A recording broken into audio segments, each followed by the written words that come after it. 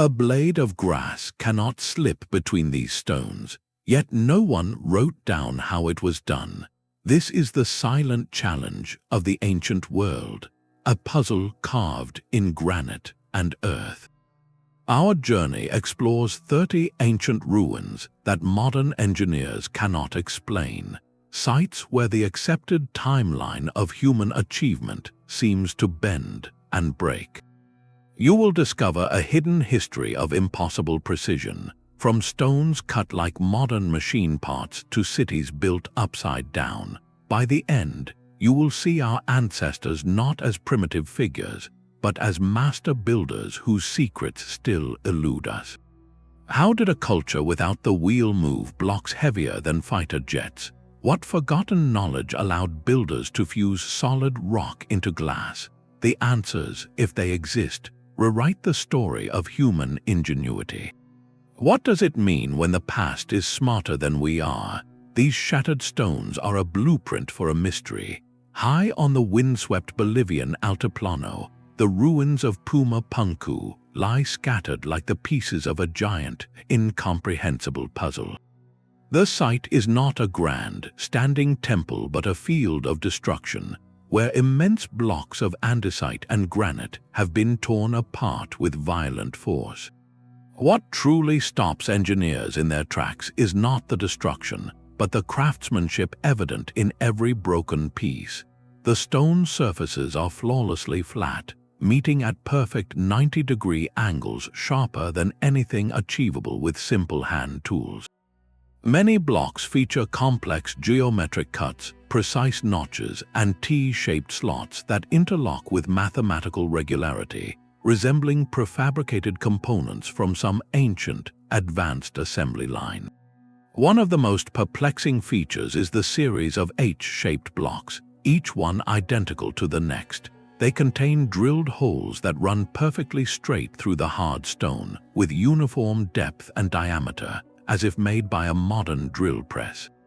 The grooves carved into these stones are so precise and smooth that they suggest the use of tools far beyond simple hammerstones and copper chisels.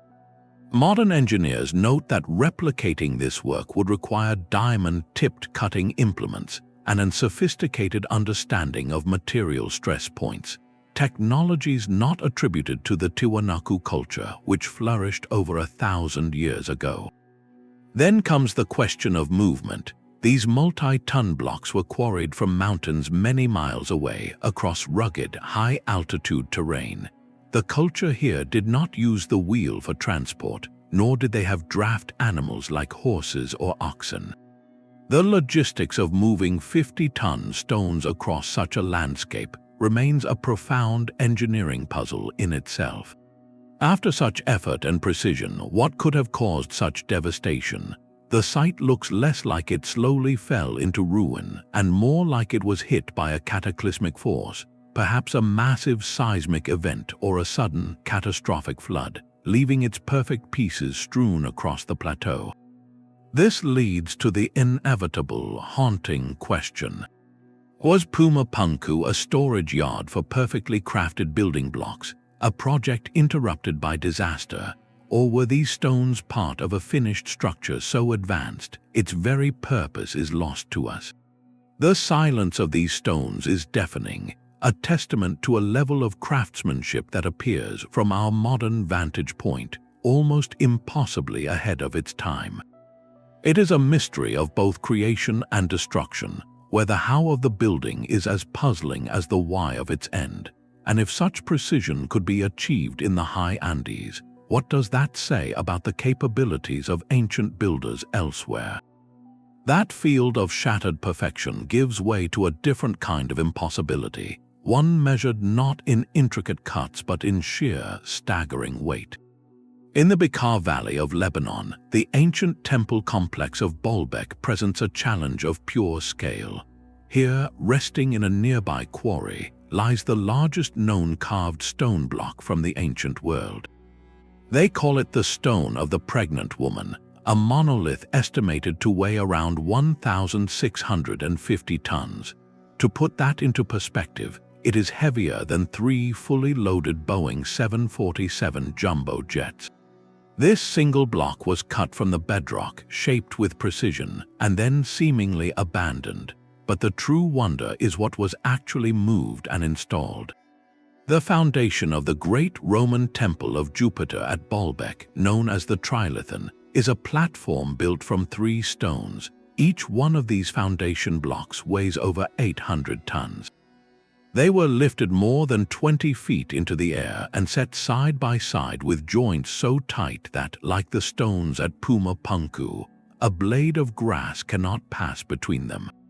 The Romans, master builders in their own right, constructed their magnificent temples directly on top of this gargantuan base. This fact is the core of the mystery. While the temples above are distinctly Roman in style, the foundational platform beneath them is something else entirely. Its engineering seems to belong to a different order of magnitude. Modern calculations show that moving an 800-ton stone, even with today's knowledge, would be a monumental undertaking requiring specialized heavy transport and massive cranes. The Romans had none of this. They had manpower, wooden rollers, ropes, and ingenuity, but the physics simply do not add up. How do you lift the weight of a small mountain and place it with jeweler's precision? The discrepancy has led to profound questions. Did the Romans possess a lost method of mechanical advantage, a forgotten system of pulleys and counterweights that amplified their strength 100-fold? Some researchers point to local legends and historical texts that speak of sound or vibration being used to make stones weightless, a concept that modern physics explores in acoustic levitation. Or perhaps the most compelling theory is that the Romans were not the original builders of this foundation. They may have found these impossibly large stones already in place, the remnants of a far older, advanced culture for whom Baalbek was a sacred site. The Romans, recognizing the power and stability of these foundations, simply built their own temples atop them, inheriting a mystery they themselves could not fully explain.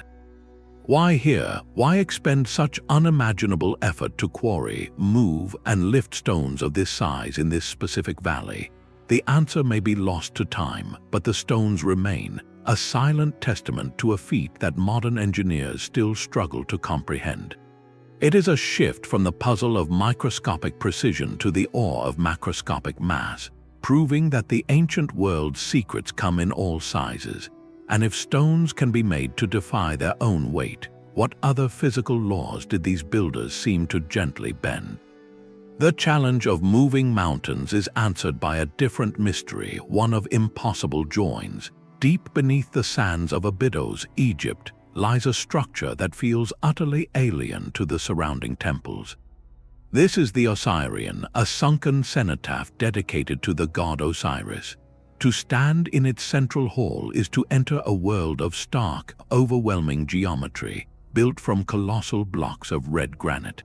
The scale is immense, with single stones estimated to weigh 100 tons. But it is not the size that baffles engineers, it is the seams.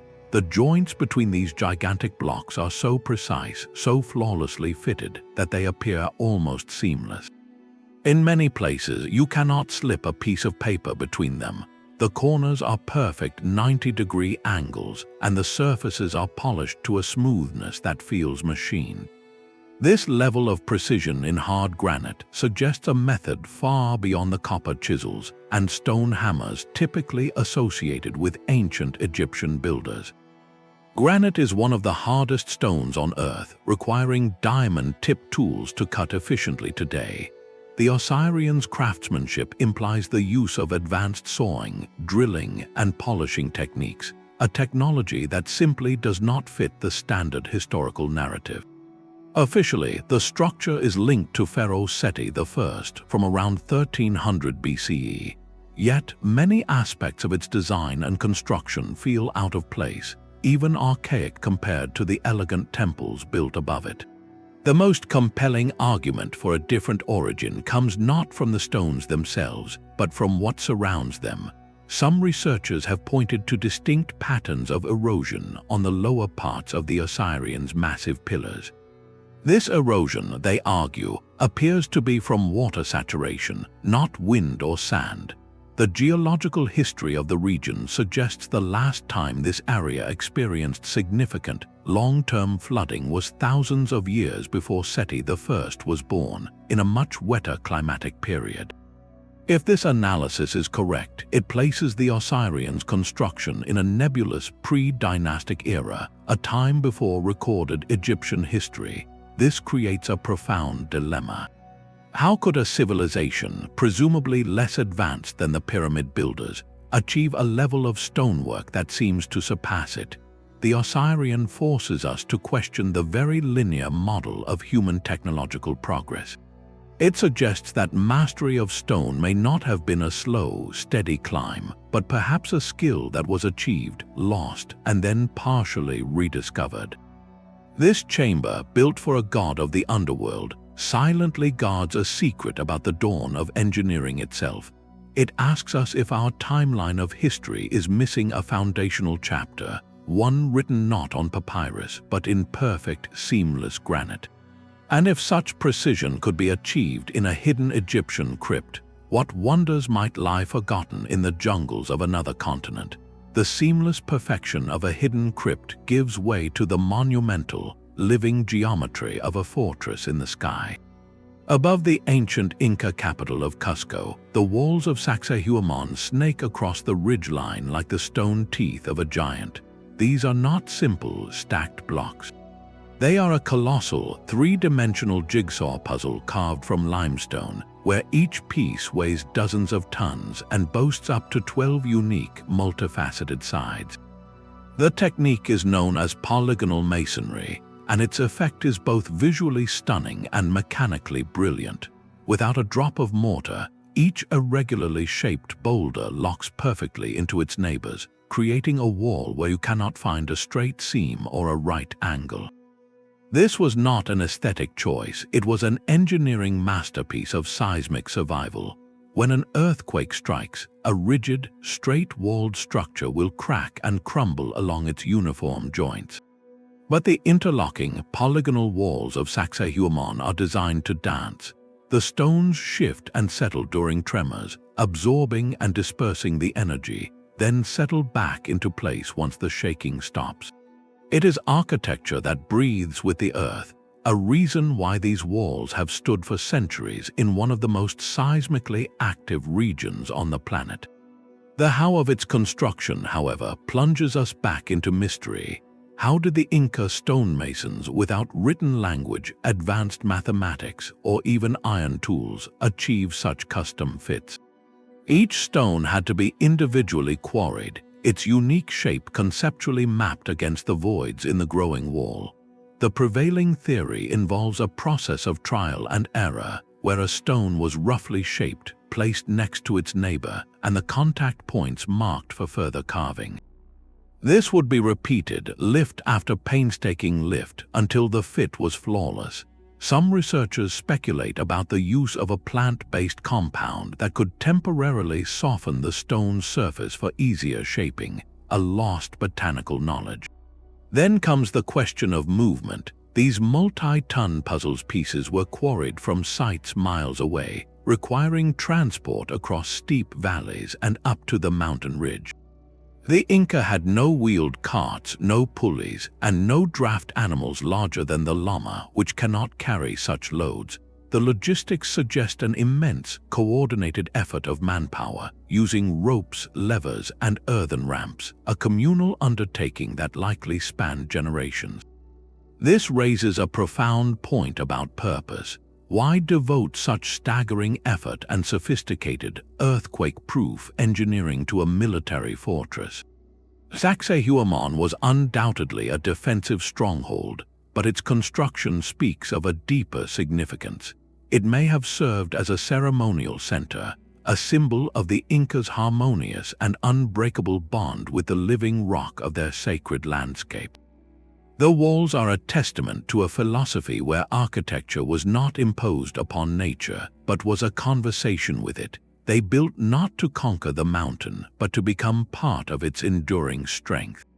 This seamless fusion of form, function, and belief in stone leads us to wonder what other cultures achieved through sheer, patient dialogue with rock. What happens when that dialogue results not in a wall, but in an entire city excavated from the heart of a mountain itself? From a fortress that breathes with the mountain, we descend into the earth itself. In the highlands of Ethiopia, the town of Lalibela is home to a miracle of inverted architecture. Here, the Church of St. George does not rise toward the heavens, it is revealed by them. This is not a building in any conventional sense. It is a sculpture on a monumental scale, a 40-foot-tall cross-shaped church carved downward from a single, massive block of volcanic rock in the 12th century. The builders began with a solid hilltop and, through a process of breathtaking subtraction, removed everything that was not the church. They dug a deep, rectangular trench over 30 feet into the bedrock, isolating a gigantic block. Then, with meticulous care, they carved the exterior walls, the roof, the windows, and the intricate decorative friezes, all from the top down. Finally, they hollowed out the interior, creating a nave, an altar, and a complex network of tunnels and ceremonial passages that connect to other nearby rock-hewn churches. The entire structure, from its iconic cruciform roof down to its foundation, is a single, continuous piece of stone. The engineering foresight required for such a project is staggering. This was a one-way process. You cannot add stone back once it is chiseled away. A single miscalculation in the planning phase, removing a critical section of support too early, would have caused a catastrophic collapse, rendering years of labor into nothing but a pile of rubble in a hole. The builders left no written plans or blueprints that we have found. Every measurement, every interior volume, every load-bearing arch had to be visualized perfectly in the mind's eye before the first hammer struck. How did they work in the depths of that deepening pit? Lighting and ventilation for the workers carving the interior chambers would have been a major challenge. Some theories suggest the use of carefully placed mirrors to reflect sunlight down into the trench, or a system of staggered work periods that allowed for air to circulate. The precision of the symmetry, the clean lines of the windows, and the sheer audacity of the vision speak to a master builder or a school of builders with an almost supernatural understanding of stone and form.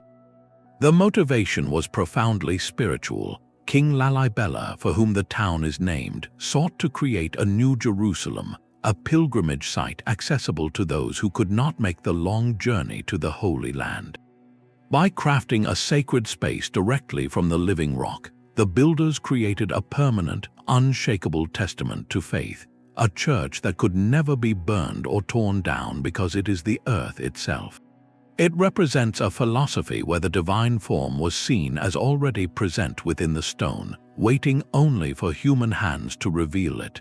This act of revelation through removal is a unique chapter in architectural history. It asks us to reconsider the very act of creation. Is building about assembling pieces, or is it about uncovering what was always there? This concept of a perfect form hidden within a single block of stone leads us to a landscape where that process was repeated not once, but an astonishing 2,000 times, creating an entire underground metropolis. The idea of a single, perfect form revealed from stone expands into an entire hidden world. In the heart of Turkey's Cappadocia region, the landscape is dotted with fairy chimneys and strange rock formations. But the true wonder lies beneath your feet.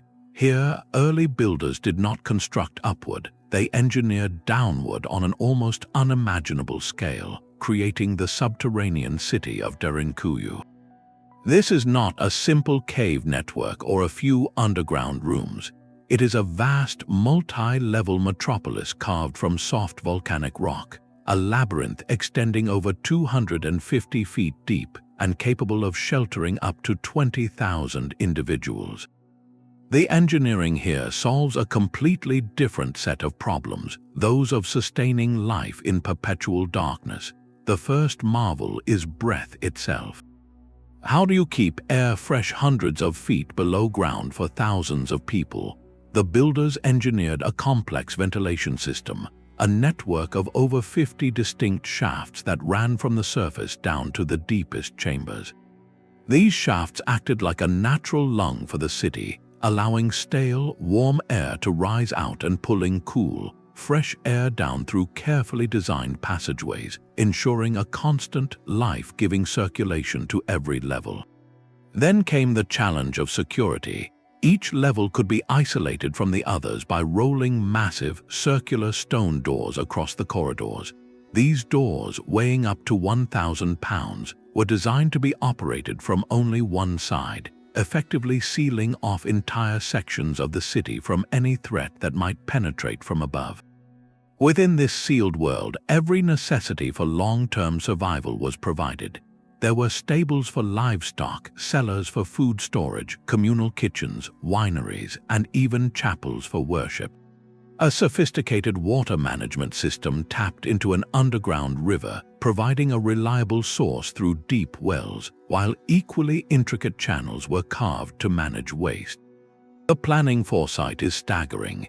Excavating such a vast, stable space without modern structural engineering or surveying tools required an intimate, generational knowledge of the local geology.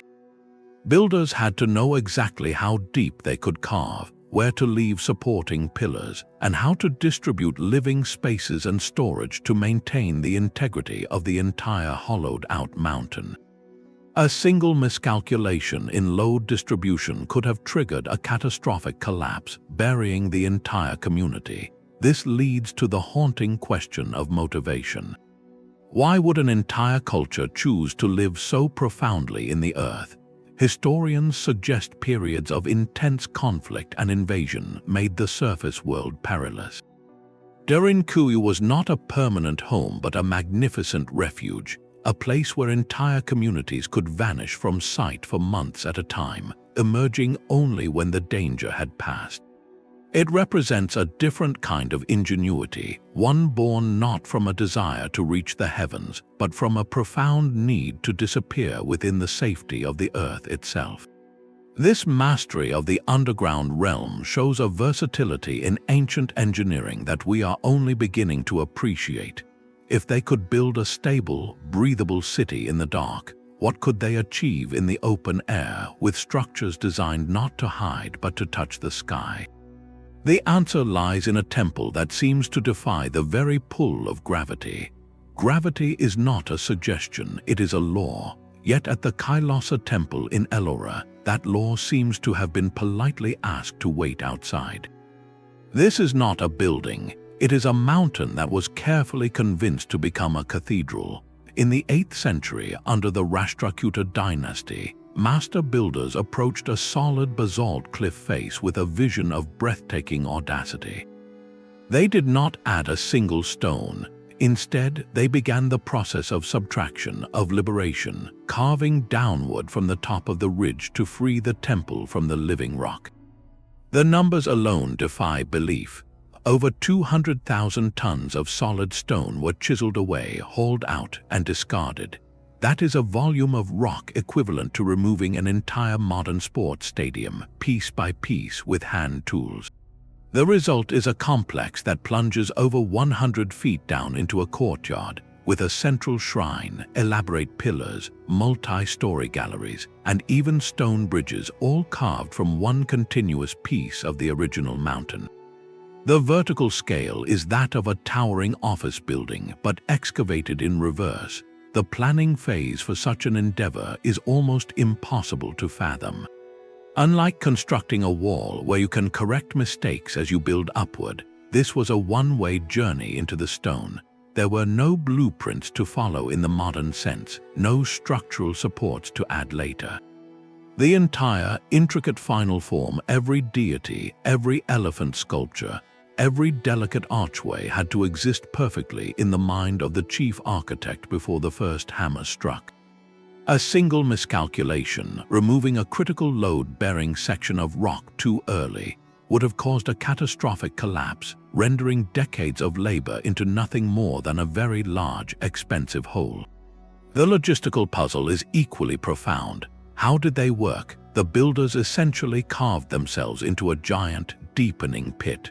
Removing debris from such a depth without machinery would have required an elaborate system of ramps, ropes, and human chains, a ballet of coordination spanning generations.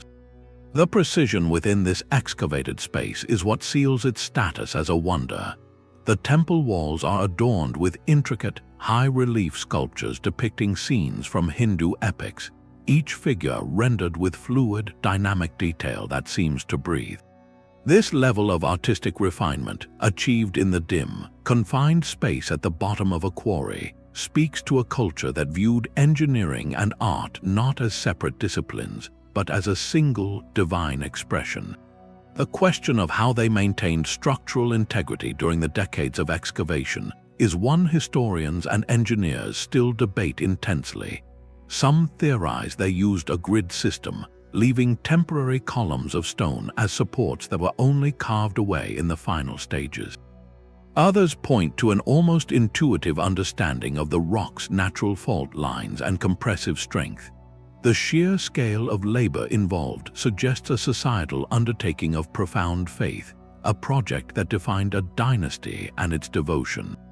To stand in the courtyard of Kailasa is to witness a paradox, a space defined by immense, overwhelming void, created to house something immeasurable. It is architecture as an act of profound faith in vision, where the final form was always present, waiting within the mountain, needing only the patient hand of humanity to set it free. This mastery of subtraction, of creating space and beauty by removal, represents one pinnacle of ancient engineering. It forces us to ask, if they could achieve this by taking away, what marvels could they create by building up, by assembling pieces with such precision that they seem to form a single, unshakable whole? The answer emerges from a desert, in a fortress whose stones fit together not with mortar, but with a silence so perfect it feels like a secret. A single man can move a mountain if he knows its secret. In 20th century Florida, a slight, 5-foot-tall Latvian immigrant named Edward Lidskalnin performed a feat that makes engineers question their textbooks. Working alone, mostly under the cover of night, he single-handedly quarried, carved, and positioned over 1,100 tons of oolite coral to create his life's work, the enigmatic Coral Castle. He claimed to have uncovered the building secrets of the ancient Egyptians, the very principles used to raise the pyramids.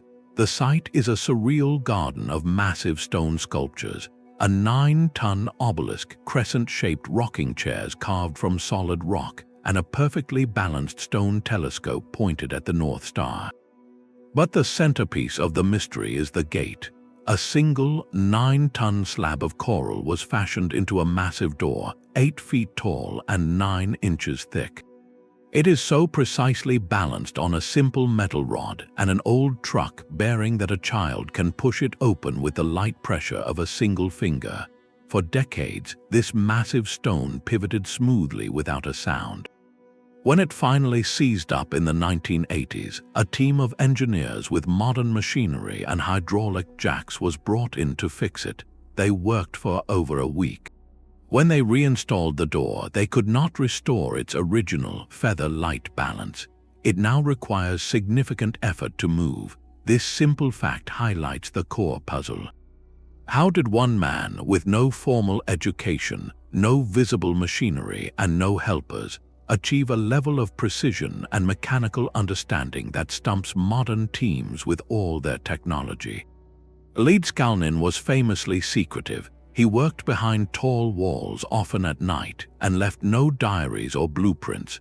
When pressed, he spoke in riddles about magnetism, claiming to understand the secrets of magnetic currents and the weight of the earth.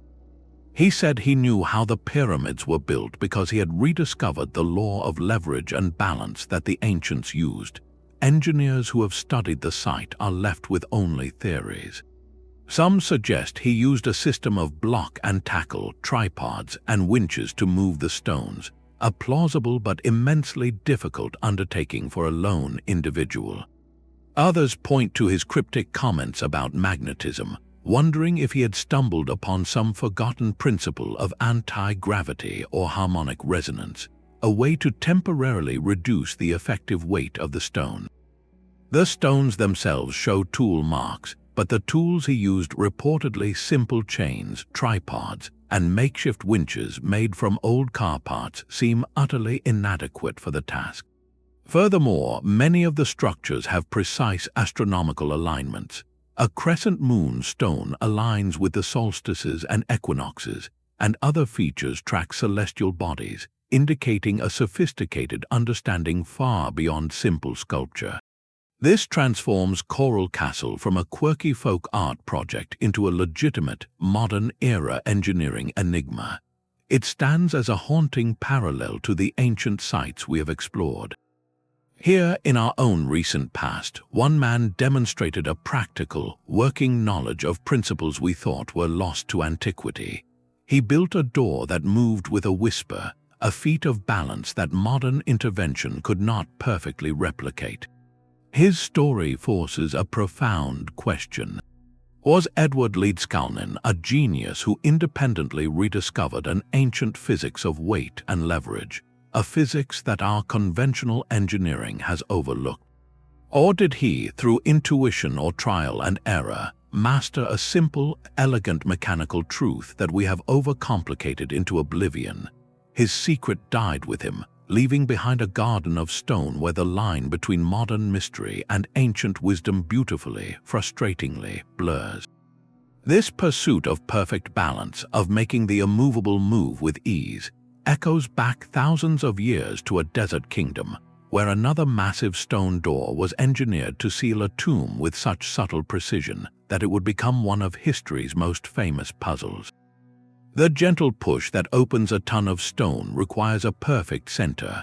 On the eastern coast of India, the Sun Temple at Konark stands as a frozen moment of dawn, a colossal stone chariot dedicated to the sun god Surya. Built in the 13th century, its form is a masterpiece of symbolic engineering. 24 intricately carved stone wheels, each over 10 feet in diameter, flank its base, pulled by a team of 7 stone horses. These are not merely decorations. Each wheel is a fully functional, precise sundial. The spokes act as gnomons, casting shadows that tell the time with astonishing accuracy, marking the hours, the minutes, and even the progression of the seasons. This was a temple that did not just honor the sun, it conversed with it, tracking its celestial journey across the sky. The engineering genius, however, extends to the very doors of this celestial chariot. The main entrances were fashioned from single, massive slabs of stone, hung on pivots carved from the same material. Historical accounts and local tradition suggest these monolithic doors were balanced with such exquisite precision that the lightest touch, a gentle push from a single hand, could set them swinging on their stone hinges. Achieving this in granite is a physics puzzle of the highest order. It requires the exact calculation of the door's center of mass. The meticulous shaping of the pivot points to minimize friction, and a flawless installation so the entire weight is perfectly distributed. One tiny error in the carving of the pivot socket, one slight asymmetry in the door's thickness, and the stone would grind to a halt, immovable. This delicate balance existed within a structure of overwhelming complexity. The entire temple is a symphony of interlocking stone, where every wall, every tower, is composed of hundreds of sculpted figures and geometric patterns that are not applied to the structure, but are the structure itself. The artistry is load-bearing. The dancers, musicians, and deities carved into the walls are integral blocks that hold up the roof, a fusion of aesthetic vision and structural necessity that modern engineers find difficult to deconstruct. This holistic integration of art, astronomy, and mechanics makes the temple's current state all the more poignant. A significant portion of the main sanctuary has collapsed over the centuries, with the central tower now a grand ruin. The cause is debated, possibly from structural settling, or the shifting of the sandy foundation, or even the deliberate removal of a key magnetite stone believed to sit at its peak. This erosion and collapse adds a profound layer of mystery. It demonstrates the fragility of such a perfect system. We can see the precision in the surviving wheels and doorways, but the collapse obscures the original engineering that held it all together. How did the architects, using 13th century mathematics and tools, calculate the solar alignments, the balance of the doors, and the load-bearing capacity of their sculpted walls simultaneously? Was the sundial function purely practical, helping priests time rituals, or was it a metaphysical statement, embedding the immutable law of cosmic time into the very fabric of the temple? Konark presents a world where science and spirituality were not separate languages, but a single, elegant dialect spoken in stone and shadow. It shows us that ancient engineering could aim for a goal beyond mere permanence. It could seek to harmonize with the turning of the heavens themselves. If a temple can be built to track the sun, what of a structure designed to mirror the stars? The heavens turn on a schedule written in stone. Across a barren Peruvian ridge, the Chankillo Observatory presents a stark, beautiful simplicity that conceals a deep cosmic intelligence. This is not a single building, but a line of 13 rectangular towers, marching across the crest of a hill like the uneven teeth of a giant stone comb. Built in the 4th century BCE, it is the oldest known solar observatory in the Americas, a calendar carved not on parchment, but into the very horizon itself. The genius of its design lies in its direct interaction with the sun. To the east and west of the ridge, the ancient builders established 2 precise observation points. From these fixed vantage points, an observer would watch the sunrise or sunset throughout the year.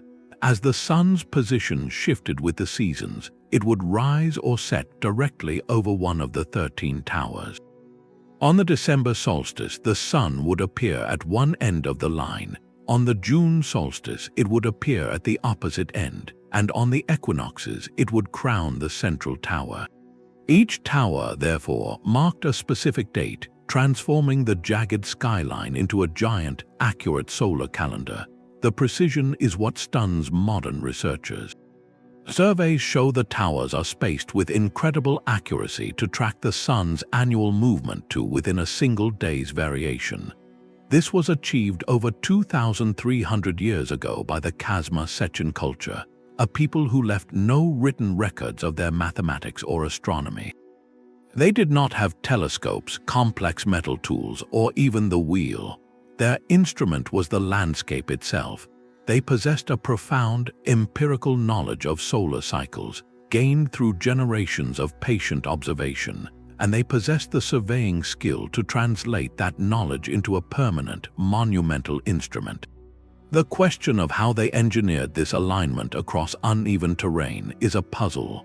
They likely used a combination of simple sighting poles, shadow sticks, and a deep understanding of geometry to position each tower so its edges would perfectly frame the sun on the correct days. This was not just timekeeping for agriculture, though that was certainly a benefit. A structure of this scale and permanence speaks to a deeper, ceremonial purpose. It likely anchored the society's ritual calendar, dictating the timing of festivals, harvests, and offerings to celestial powers. It gave a cosmic order to human life, embedding the rhythm of the gods into the daily view from the valley below. Chankillo forces us to reconsider the intellectual landscape of ancient America.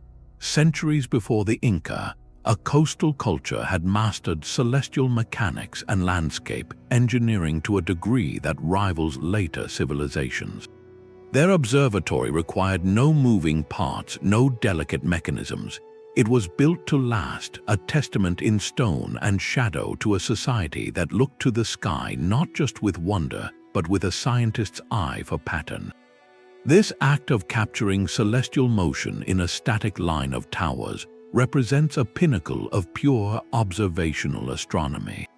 It makes you wonder, if they could so perfectly map the sun's journey, what other cosmic dances did they watch and record?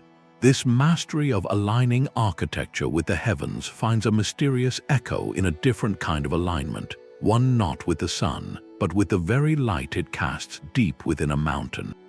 Light captured at the end of a long, dark tunnel is a promise kept across 50 centuries. In the gentle green hills of Ireland's Boyne Valley, the great Neolithic mound of Newgrange sits as a silent sentinel, older than Stonehenge and even the Great Pyramids of Giza. Built around 3200 BCE by a society of Stone Age farmers, its purpose seems clear from the outside: a massive passage tomb, a resting place for the remains of the honored. But to step inside its narrow, 60-foot stone corridor is to enter a machine built not for the dead, but for a precise celestial event. The entire structure is engineered as a solar timepiece of breathtaking accuracy. The entrance is framed by a unique roof box, a slit-like opening above the doorway. For just a few days around the winter solstice at sunrise, a narrow beam of sunlight pierces this opening. It travels down the long, dark passage like a golden blade, finally reaching the central cruciform chamber deep within the heart of the mound. There, for approximately 17 precious minutes, it illuminates the intricate spiral carvings on the back wall, a phenomenon that transforms the silent chamber into a theater of radiant light. This is not a happy accident. The alignment required the builders to possess a sophisticated, long-term understanding of the solar cycle.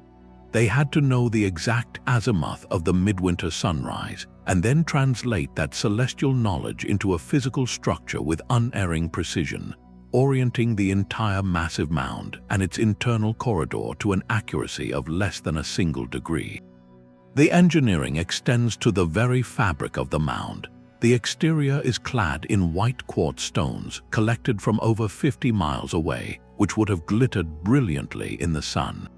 The roof itself is a marvel of dry stone corbelling, where each successive layer of stone overlaps the one below, rising to form a waterproof vault that has kept the inner chamber perfectly dry for over 5,000 years.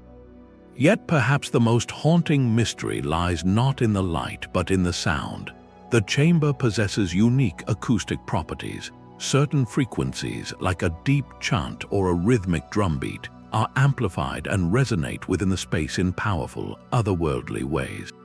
This interplay of precise light and manipulated sound creates an overwhelming sensory experience, suggesting a purpose far beyond a simple repository. This was likely a place of profound ritual, where the community gathered in the darkest days of the year to witness the rebirth of the sun, their voices joining with the light to enact a ceremony that bridged the human and the cosmic. The questions it leaves are profound. How did a farming culture without metal tools or written language achieve such a masterful synthesis of astronomy, architecture, and acoustics? What knowledge was lost when their society faded, leaving only this silent, waiting mound as a testament to their vision? Newgrange stands as a monument to a deep human longing to mark time, to commune with the heavens, and to create meaning from the fundamental elements of light and stone. This ancient desire to map celestial patterns onto the earth finds a far more expansive and perplexing expression on a barren plateau thousands of miles away, where the lines drawn are not for the sun, but for beings who might walk upon them. A line drawn on the desert floor can be a prayer, a map, or a message to the sky. On the arid plains of southern Peru, the Nazca culture left behind one of archaeology's most breathtaking and perplexing legacies.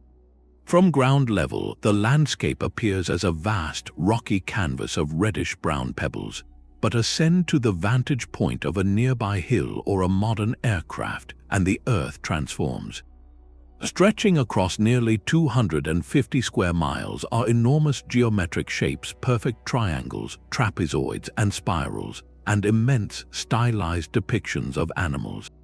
A hummingbird with wings outstretched, a spider, a monkey with a coiled tail, each one so large it spans the length of several football fields. These geoglyphs were created between 500 BCE and 500 CE by the simple, yet painstaking, process of removing the dark surface stones to reveal the lighter-colored earth beneath. The lines have endured for over 2,000 years in one of the driest places on Earth, preserved by the near-total lack of rain and wind. The primary engineering mystery is one of perspective and proportion. How did the Nazca artists create such precise, symmetrical, and massive designs without ever seeing their work from above? The prevailing theory is one of brilliant, scaled-up technique. Researchers suggest they may have first created small-scale models of their designs, using a system of ropes, stakes, and a consistent unit of measurement.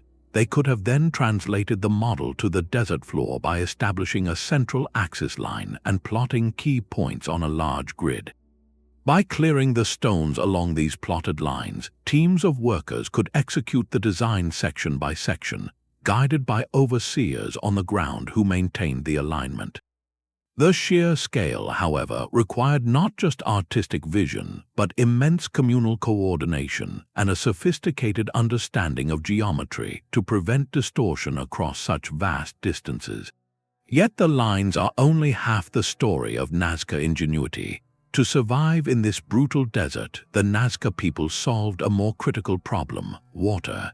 Their solution was the Puquio, a remarkable feat of hydrological engineering. These were not simple wells. A puquio is a spiraling, funnel-shaped trench that leads down to tap into underground aquifers. But its true genius lies in the horizontal tunnels, or aqueducts, that branch out from the central shaft. These tunnels, sometimes stretching for miles, gently slope to collect groundwater and channel it to the surface. The most fascinating element is the series of circular, chimney-like openings constructed along the tunnel's path. These openings were not for access but for ventilation. The wind sweeping across the desert would funnel down these shafts, creating a pressure differential that actively helped pull the water through the underground channels and up to the surface reservoirs and irrigation canals. This was a sustainable, gravity and wind-assisted water management system that turned parts of the desert green for centuries. This combination of achievements forces a profound question of purpose. Were the massive, unseen lines connected to the life-giving water below? Some researchers see a direct link, proposing that many of the lines and trapezoids point directly toward water sources in the distant Andes or trace the paths of underground aquifers, acting as a monumental map of the region's hydrology. Others interpret them as ritual pathways, walked during ceremonies to invoke deities for water and fertility, with their full form meant only for the gods above to see. The Nazca lines and the Puquios together paint a portrait of a society that was both profoundly practical and deeply spiritual. They mastered the hidden geography of water beneath their feet, while simultaneously etching magnificent, enigmatic symbols into the skin of the earth, perhaps as an offering of gratitude or a plea for continuation. They engineered survival and transcendence in the same breath. This harmony with a hidden, elemental resource shows an understanding of the landscape that feels almost symbiotic. It makes you wonder what other civilizations, facing different elemental challenges, might have built when their survival depended on mastering not water, but the immense, restless power of the ocean itself. The ocean guards its secrets in a slow, patient silence. 80 feet beneath the waves off the coast of Japan's Yonaguni Island lies a site that seems to defy the random artistry of nature. Here, on the seafloor, divers encounter what looks like the ruins of a sunken city. Massive, flat terraces descending like giant steps, sharp 90-degree angles meeting in clean corners, and towering pillars of rock that appear deliberately carved.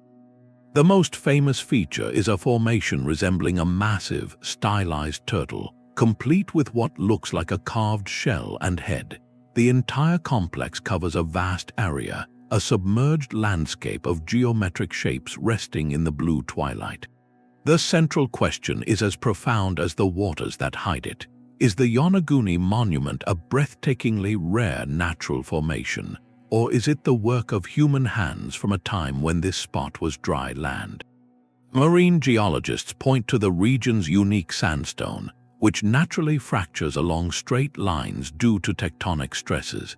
The powerful currents of the area could, over millennia, have eroded the rock into these seemingly architectural forms, a spectacular example of what nature can mimic.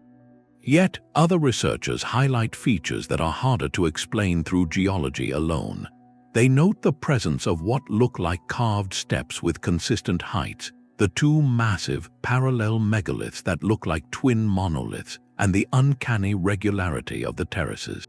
If even partially modified by humans, the implications are staggering. For this structure to have been built or altered on dry land, it would have to date back over 10,000 years, to a period before the rising seas at the end of the last ice age submerged this coastline. This timeline places its construction in a shadowy epoch of prehistory, long before the accepted dawn of monumental stone-working civilizations like ancient Egypt or Mesopotamia. It suggests the possibility of a sophisticated, seafaring culture in prehistoric Japan, one with the organizational skill and technical ability to shape bedrock on a grand scale, whose entire legacy was swallowed by the rising Pacific. The debate is not merely academic. It strikes at the heart of how we understand human progress. Our conventional models show a gradual, linear development of technology. A site like Yonaguni, if proven artificial, would represent a dramatic anomaly, a precocious leap in engineering that appears far too early on the timeline.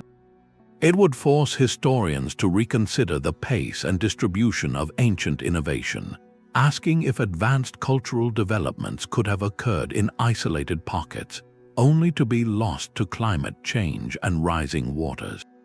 The monument sits at a crossroads of geology and archaeology, a puzzle where every sharp corner is a question.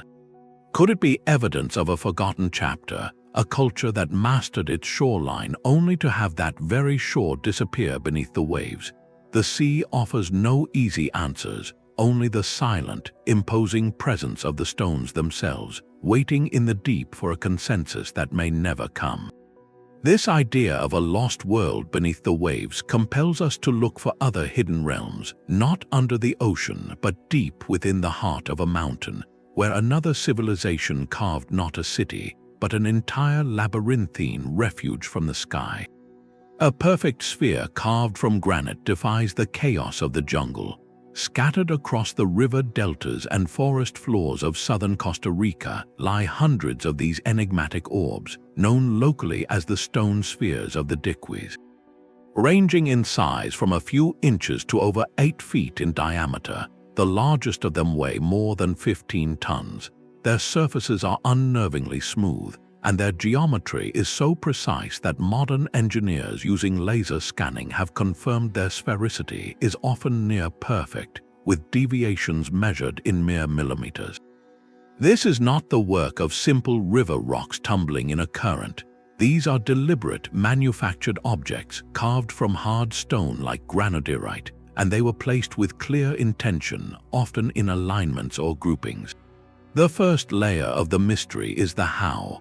The Diquis culture, which flourished from around 800 CE until the Spanish arrival, did not have metal tools capable of efficiently working such hard stone. The prevailing theory suggests a process of immense patience.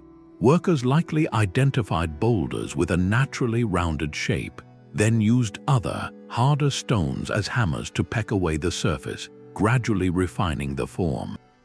They may have employed heat, repeatedly heating the stone with fire, and then rapidly cooling it with water to create fractures and weaken the material for shaping. The final smoothing could have been achieved with sand and water as an abrasive, a laborious polishing process that might have taken generations for a single large sphere. Yet, achieving such mathematical perfection through these methods alone seems almost superhuman.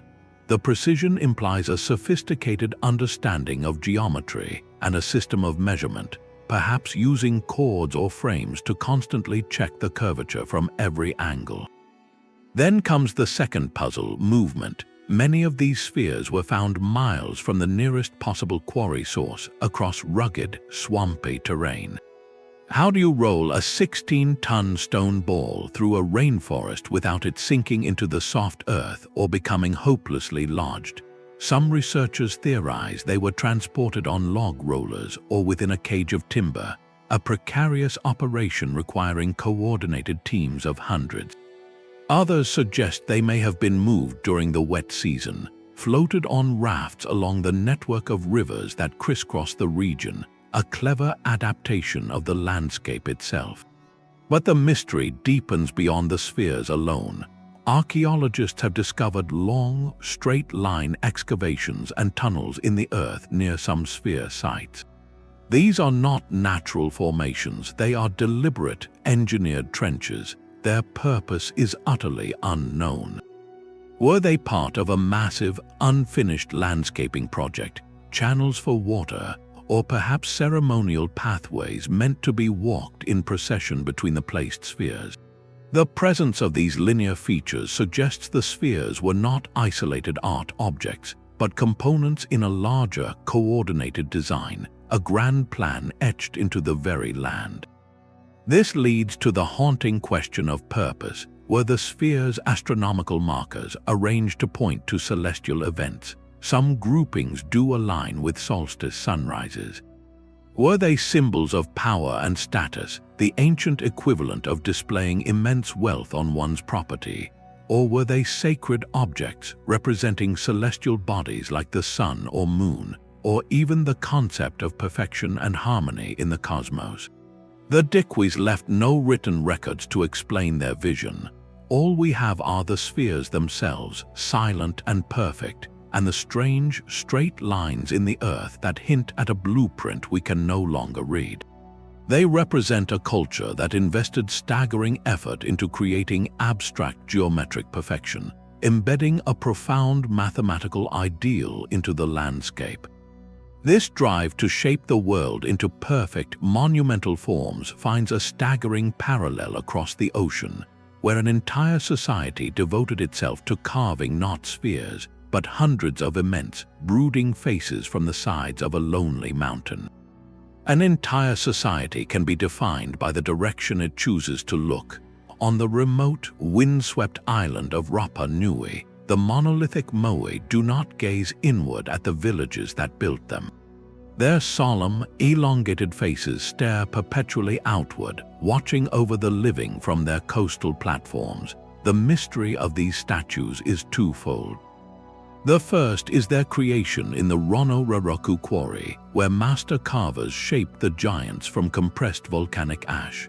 The second, far more dynamic puzzle is how they traveled. Some of these figures, standing over 30 feet tall and weighing up to 82 tons, were moved miles across rugged, undulating terrain from the quarry to their final ceremonial sites, known as Ahu. The distance was not trivial, and the island's ecosystem was fragile.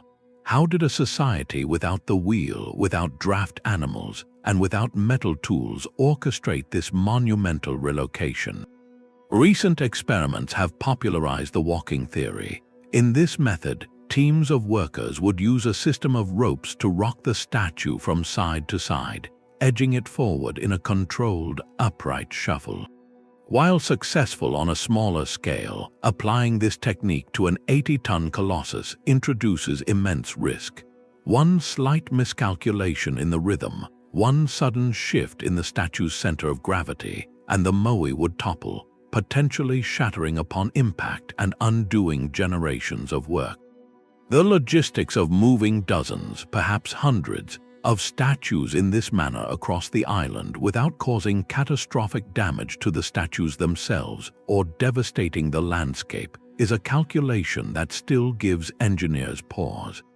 This leads to other compelling theories. Some researchers propose the use of a wooden sled or cradle, pulled along a prepared track of lubricated sweet potato vines, a method that would require an immense coordinated pull but offer more stability. Others suggest a rocking and rolling technique, where the statue is alternately tipped onto its corners to advance. Each hypothesis speaks to a profound understanding of physics, leverage, and communal effort. The final act was equally sophisticated, raising the moai onto their stone ahu platforms, often using a ramp and lever system to inch the statue upright. The entire endeavor, from quarry to platform, represents a breathtaking investment of a small, isolated society's resources and labor. This compels the central, haunting question of motivation. In a place with limited trees and resources, why dedicate so much energy to creating and moving these stone giants? The prevailing view is that the moai represented deified ancestors, their presence on the coastal ahu, a way to project protective, supernatural power inward toward the community. They were a bridge between the living and the divine, a permanent statement of lineage and authority carved from the living mountain.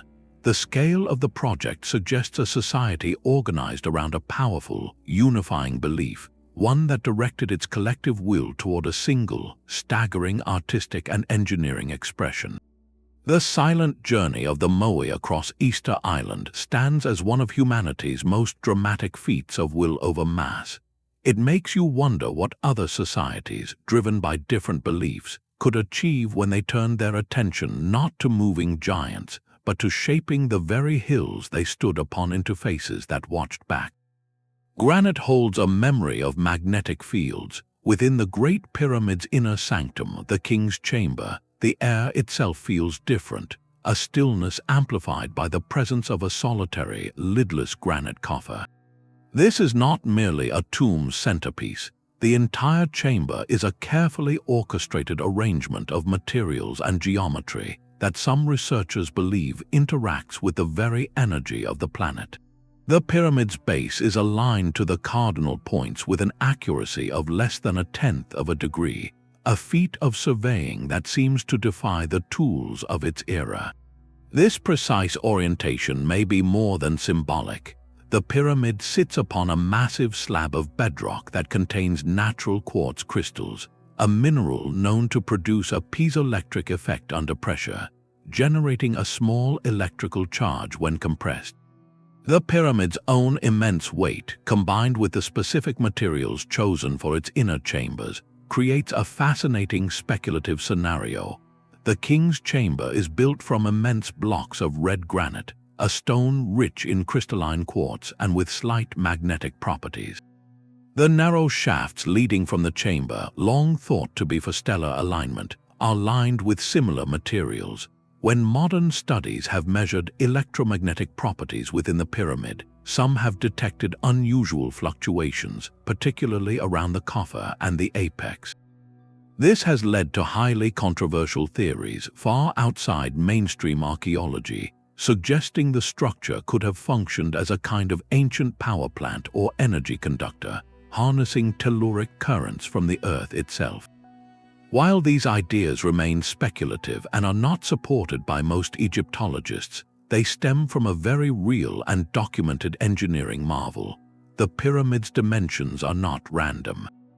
The ratio of its perimeter to its height approximates 2 times pi. The proportions of its inner passages and chambers reflect the golden ratio, phi. These mathematical constants were encoded into its stone geometry with breathtaking accuracy on a scale of millions of blocks. How a Bronze Age culture achieved this, while also quarrying, moving, and placing 2.5 million limestone blocks, each averaging 2.5 tons with such precision, is the foundational mystery. The potential electromagnetic anomalies are a secondary layer, a whisper of something even more profound. Were the builders merely brilliant engineers and astronomers, or did they possess an intuitive understanding of Earth's energies, designing a structure that resonated with forces we are only now learning to measure? The pyramid refuses to give a single answer. It stands as a monument to a perfection that feels both architectural and potentially physical. A silent machine whose original purpose may encompass realms of science we have yet to fully rediscover. This mastery over material and alignment suggests a knowledge that went beyond simple construction. perhaps towards a literal fusion of stone and unseen force, a concept that finds a strange echo in how other ancient builders chose to literally fuse their stones together. A stone block can be held together by gravity or by something far stronger.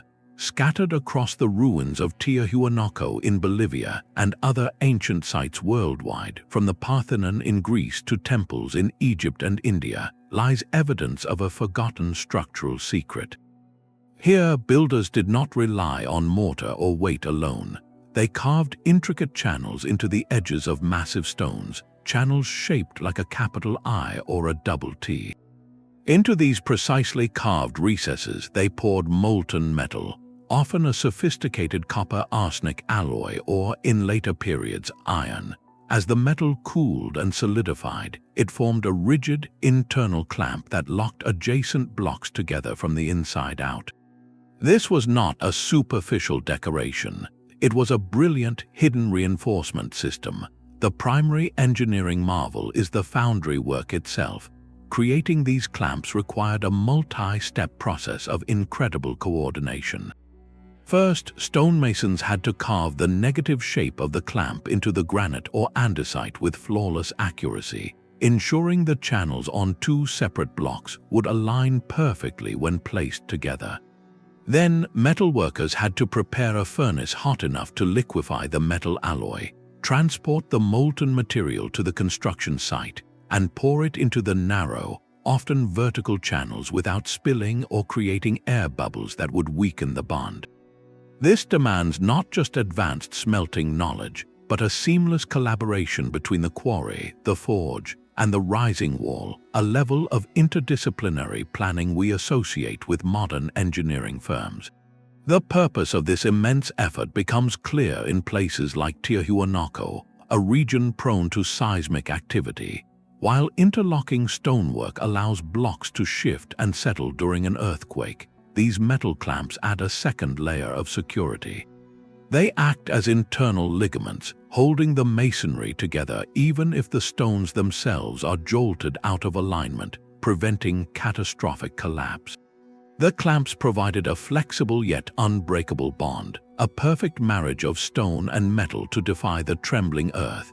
This leads to the profound, lingering mystery. This technology was effective, proven, and used across disparate cultures separated by oceans and centuries. Yet it vanished. Why would such a successful anti-seismic technique fall completely out of use? The process was undoubtedly labor-intensive and costly, requiring access to specific metals and skilled artisans. Some historians suggest that as empires fragmented and long-distance trade routes changed, the specialized knowledge required for the alloy recipes and the precise joint carving may have been lost, reverting to simpler, though less resilient, methods. Others propose that the very metal used became too valuable for other purposes, like weaponry or coinage, making its use in hidden construction a luxury that could not be sustained. The global distribution of the technique hints at something even more intriguing: the possibility of a shared architectural principle that traveled along ancient trade routes, a kernel of advanced engineering wisdom that was adopted and adapted by master builders from the Andes to the Aegean. Its disappearance is a quiet testament to how fragile advanced knowledge can be, how a complex, multi-step solution can evaporate from human practice if the societal conditions that nurtured it change. We are left with the stones themselves, some still clutching their metal bones, a hidden reinforcement that speaks of an ancient world deeply concerned with building things to last. This pursuit of unshakable foundations through hidden bonds finds its ultimate expression not in metal ligaments, but in a city where every single stone was designed to interlock with its neighbor, creating a living, breathing mosaic of unbelievable scale. A city's true strength is often hidden beneath its streets. Teotihuacan, the vast metropolis that once dominated central Mexico, presents a surface of awe-inspiring pyramids and broad ceremonial avenues. Yet its most profound engineering secrets lie below ground level, in a foundational design of staggering foresight. archaeologists discovered that beneath the colossal pyramid of the sun, builders placed massive sheets of mica, a silicate mineral known for its excellent thermal and electrical insulation. This was not a small decorative layer, but sheets up to 4 inches thick, covering an area of several hundred square feet and buried deep within the pyramid's core. The nearest known source for mica of this quality is over 2,000 miles away in Brazil, meaning this material was a precious, deliberately imported resource. Its purpose remains one of the city's great mysteries. Was it used to somehow channel or insulate energy, perhaps for ritual purposes? Or did it serve a more practical function, regulating temperature or moisture within the sacred structure? The presence of this sophisticated material hints at a knowledge of mineral properties far beyond simple construction. This hidden layer is just one part of a master plan. The entire city is a monument to precision urban engineering. The main axis, the Avenue of the Dead, runs for nearly 1.5 miles, flanked by platforms and temples, and is aligned precisely 15.5 degrees east of true north. This orientation is not arbitrary. It aligns with the setting of the Pleiades star cluster on a key ceremonial date, integrating celestial cycles into the city's very footprint. Furthermore, researchers have identified a standardized unit of measurement used throughout Teotihuacan, a length of about 83 centimeters, which was used to plan everything from the width of streets to the dimensions of apartment compounds. This means the city was not an organic growth, but a pre-planned, mathematically governed metropolis, built with a unified vision. The scale of this planning is breathtaking. At its peak around 450 CE, Teotihuacan housed over 100,000 people, making it one of the largest cities in the world at the time. To support this population, engineers constructed an extensive network of underground drainage canals, some lined with waterproof cement, that managed wastewater and monsoon rains with remarkable efficiency. The residential compounds were built with shared walls in a repetitive, grid-like pattern, maximizing space and fostering community, yet each was also uniquely decorated with vibrant murals. This combination of rigid, efficient infrastructure and rich artistic expression points to a society of both immense organizational power and deep cultural sophistication. They engineered not just a city but a sustainable, functioning world, and then they vanished. By the 8th century, the great city was largely abandoned, its halls silent, its pyramids reclaiming by the dust. The civilization left no deciphered written records to explain their motives, their beliefs, or the reason for their departure. They built a perfect machine for living, aligned it with the stars, insulated it with rare minerals, and then walked away, leaving behind only the silent, geometric proof of their genius.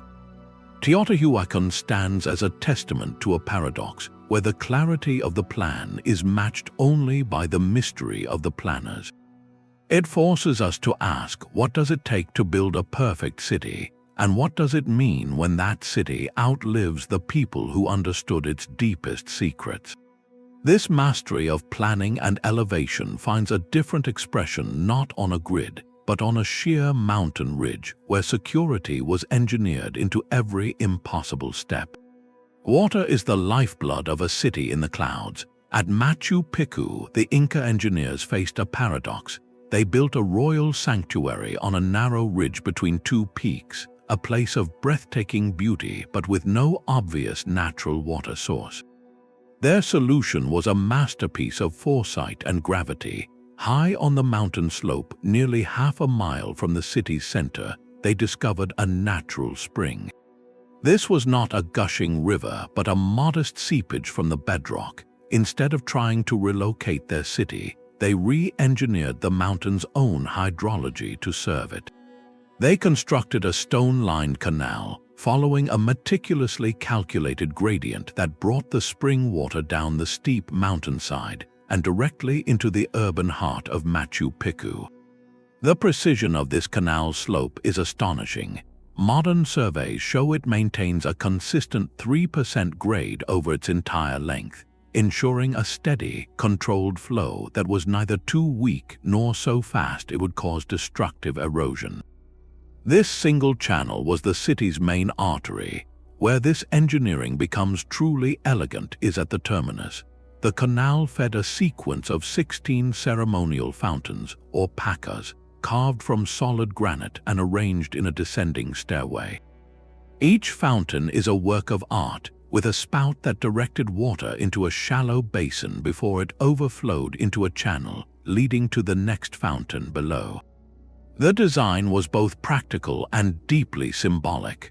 The first fountain, located nearest the emperor's residence, provided the purest water, with each subsequent fountain serving the needs of the nobility, priests, and finally the general populace.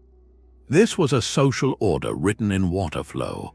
The genius lies in the construction. The channels and fountain basins were carved from single stones or fitted together with the Inca's signature dry stone technique, joints so tight they needed no mortar to remain watertight. This prevented contamination from seeping into the supply and allowed for easy cleaning and maintenance. The entire system was fed purely by gravity, requiring no pumps or moving parts, yet it delivered a reliable public water supply to every sector of the city. This hydraulic network was just one part of a holistic environmental strategy. The famous agricultural terraces that cascade down the mountainsides are not just fields. They are a massive geo-engineering project.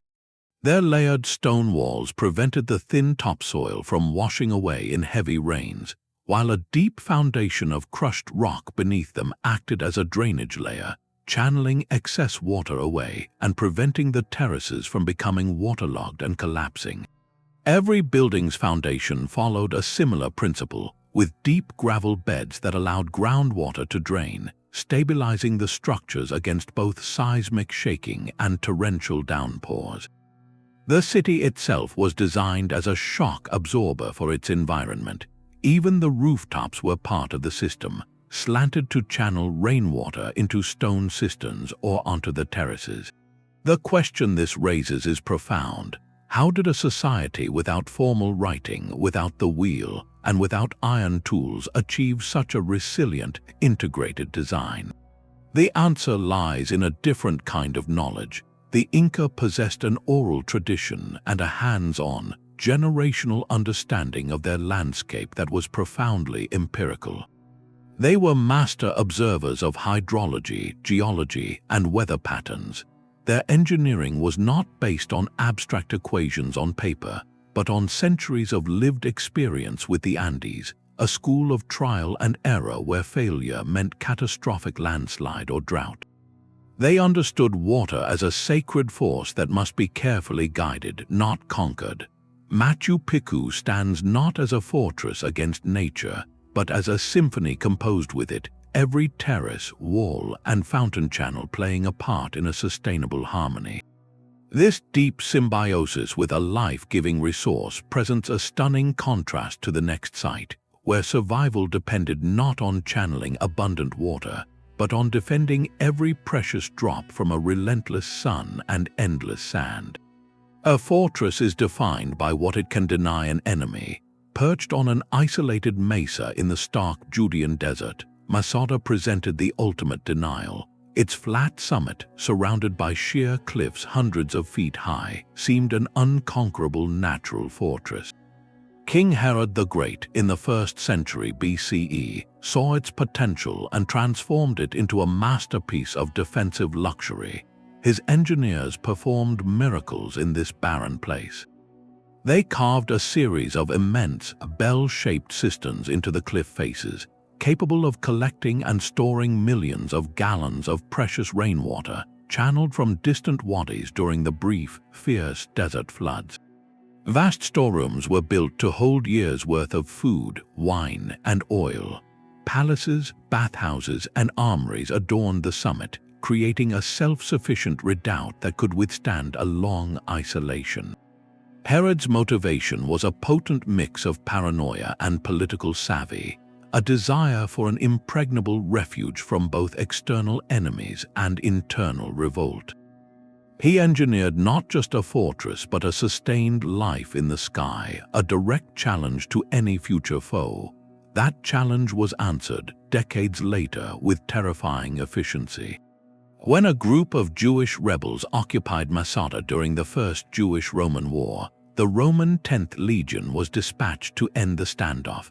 The Romans, masters of pragmatic siegecraft, faced a brutal equation. A direct assault up the cliffs was suicide.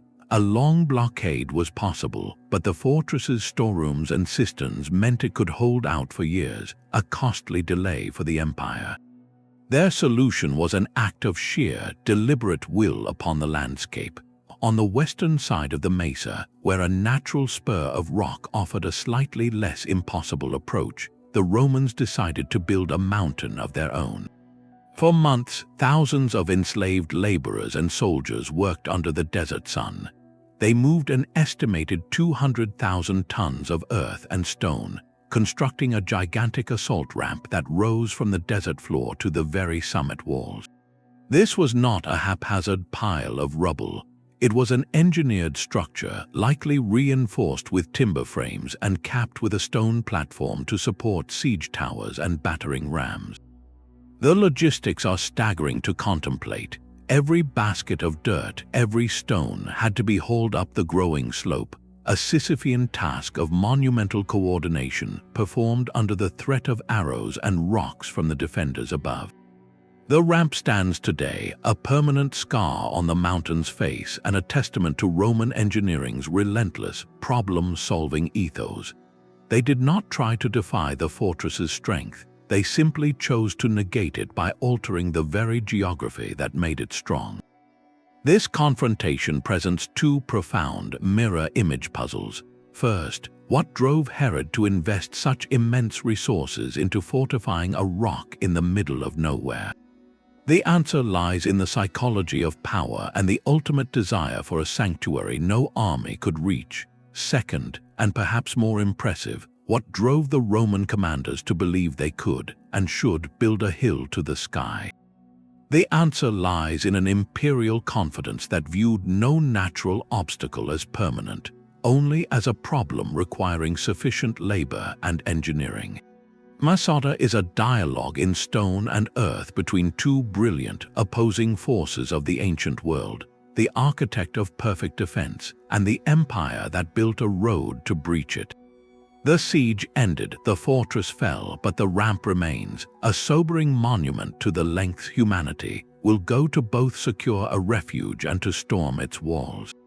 This relentless drive to reshape land for conquest finds a strange, peaceful parallel on a distant island, where a different culture moved mountains not for war, but to honor the dead with figures of impossible size. The stones of Malta remember a time before empires. On these sun-baked Mediterranean islands, the megalithic temples of Haga Kim and Mnajdra stand as the oldest freestanding stone structures on Earth, raised over 1,000 years before the first pyramid broke the Egyptian horizon and millennia before the Sarsen stones of Stonehenge were set in place. Their builders were a Neolithic farming culture, a people who tilled the soil and fished the sea, yet who somehow organized themselves to move mountains of soft Globigerina limestone, shaping and placing blocks that weigh over 20 tons. The temples themselves are not simple circles or rows. They unfold in complex cloverleaf plans, a series of curved chambers and altars connected by narrow passages, all enclosed within massive outer walls. This architecture feels organic, almost like a stone echo of the womb or a seed pod, a deliberate contrast to the rigid geometry of later civilizations. The engineering puzzle is profound. These people had no metal to harden their tools, using only stone, wood, and bone. They left no written records, no royal decrees, not even a clear depiction of themselves. All we have are their temples and the silent messages encoded within them. The first mystery is movement. The limestone was quarried from sites up to a mile away. Without the wheel or draft animals, the transportation of these multi-ton blocks across the rocky terrain would have required a coordinated society, likely using log rollers, ropes, and earthen ramps in a communal effort that must have defined generations. Then came the precise shaping. The stones were carefully dressed, some showing evidence of drilling and intricate decoration, achieved with nothing more than harder stone and patient, relentless abrasion. But the true purpose of these spaces is revealed by the light. At Najdra, the lower temple is a masterwork of archaeoastronomy. On the equinoxes, the first rays of the sun pierce the main doorway and illuminate a central slab. On the solstices, the sunlight cuts through the same entrance but strikes distinct, specific corbels on the opposite wall, marking the sun's extreme northern and southern journeys with unerring accuracy. This was no accident. The entire structure was oriented and its internal architecture designed to capture these celestial moments, turning the temple into a giant, immovable calendar. This raises the haunting, central question: who were these people, and what belief was so powerful that it compelled them to dedicate centuries to building these stone calendars?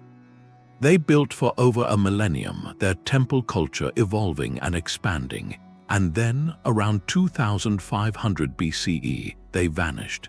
The islands show no evidence of invasion or catastrophic war. They simply stopped building, and their unique culture faded from the archaeological record, absorbed or replaced by new arrivals from the sea. The temples were forgotten, buried by soil and time, until their rediscovery millennia later. Their legacy is one of profound patience and observation. They looked to the heavens, mapped the sun's dance, and then bent the very landscape to mark its passage, creating a sacred space where heaven met earth in a beam of light. They prove that monumentality and cosmic curiosity are not the sole province of bronze or iron, but can spring from the simplest of societies, driven by a need to understand and ritualize their place in the cosmos. This deep, ancient connection between light, stone, and time finds a strange, modern counterpart in a structure that also guides with light, but whose very existence seems to defy the materials from which it was made. A crack in the stone can stop a giant. In the granite quarries of Aswan, Egypt, the unfinished obelisk lies still attached to the bedrock, a monument to ambition interrupted. If completed, it would have been the largest obelisk ever raised, a single shaft of stone stretching 137 feet into the sky and weighing close to 1,200 tons. Its very incompletion is its gift to us, a fossilized workshop that reveals the staggering methods of ancient stone extraction. The process began with a vision. Workers would outline the shape of the obelisk on the surface of the flawless red granite. Then, teams would carve deep channels around this outline, not with chisels, but with something far simpler and more laborious: dolomite balls. These hand-sized, hard stone spheres were used as pounding tools. Workers would sit in the channels and swing the balls repeatedly against the granite, pulverizing the crystalline structure grain by grain to create a trench. It was a process of relentless percussion, a symphony of countless impacts that must have echoed for months across the quarry. The trenches around the unfinished obelisk are wide enough for a person to stand in, giving a visceral sense of the sheer volume of rock that had to be reduced to dust just to free the sides of the monolith. The goal was to isolate the block on all sides except the bottom, then somehow detach it from the bedrock and begin the perilous journey to its intended temple. But that moment never came. Deep fissures appeared in the granite, fatal flaws that rendered the entire multi-year project useless. In a decision that speaks volumes, the work was abandoned. The obelisk was left, forever dreaming of the sky from the bed where it was born. This failure is more instructive than any success. It shows the immense risk inherent in such monolithic projects.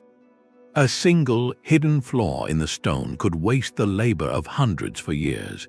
It underscores that the obelisks that did stand triumphant were the survivors of a brutal selection process, the flawless winners from a quarry that likely held other, less perfect attempts.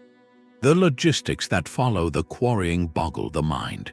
How do you move a 1,200-ton needle of stone? The prevailing theory involves a Herculean effort of leverage and lubrication. The obelisk would be eased onto a massive wooden sledge. This sledge would then be pulled along a prepared causeway, likely greased with water or animal fat, by teams of hundreds or even thousands of men using ropes. The journey from quarry to river, and then onto a specially built barge for transport up the Nile, was a feat of coordinated might that pushed human and material limits to the absolute edge. The unfinished obelisk, therefore, is not a ruin of a building but a ruin of a process. It captures a moment of supreme effort frozen in time. It teaches us that the polished perfection of ancient monuments was born from a world of trial, error, and unimaginable physical toil. It forces a humbling question: how many such projects failed before the first stone of the Great Pyramid was ever laid? This snapshot of a process halted mid-stride makes the achievements that succeeded seem all the more miraculous.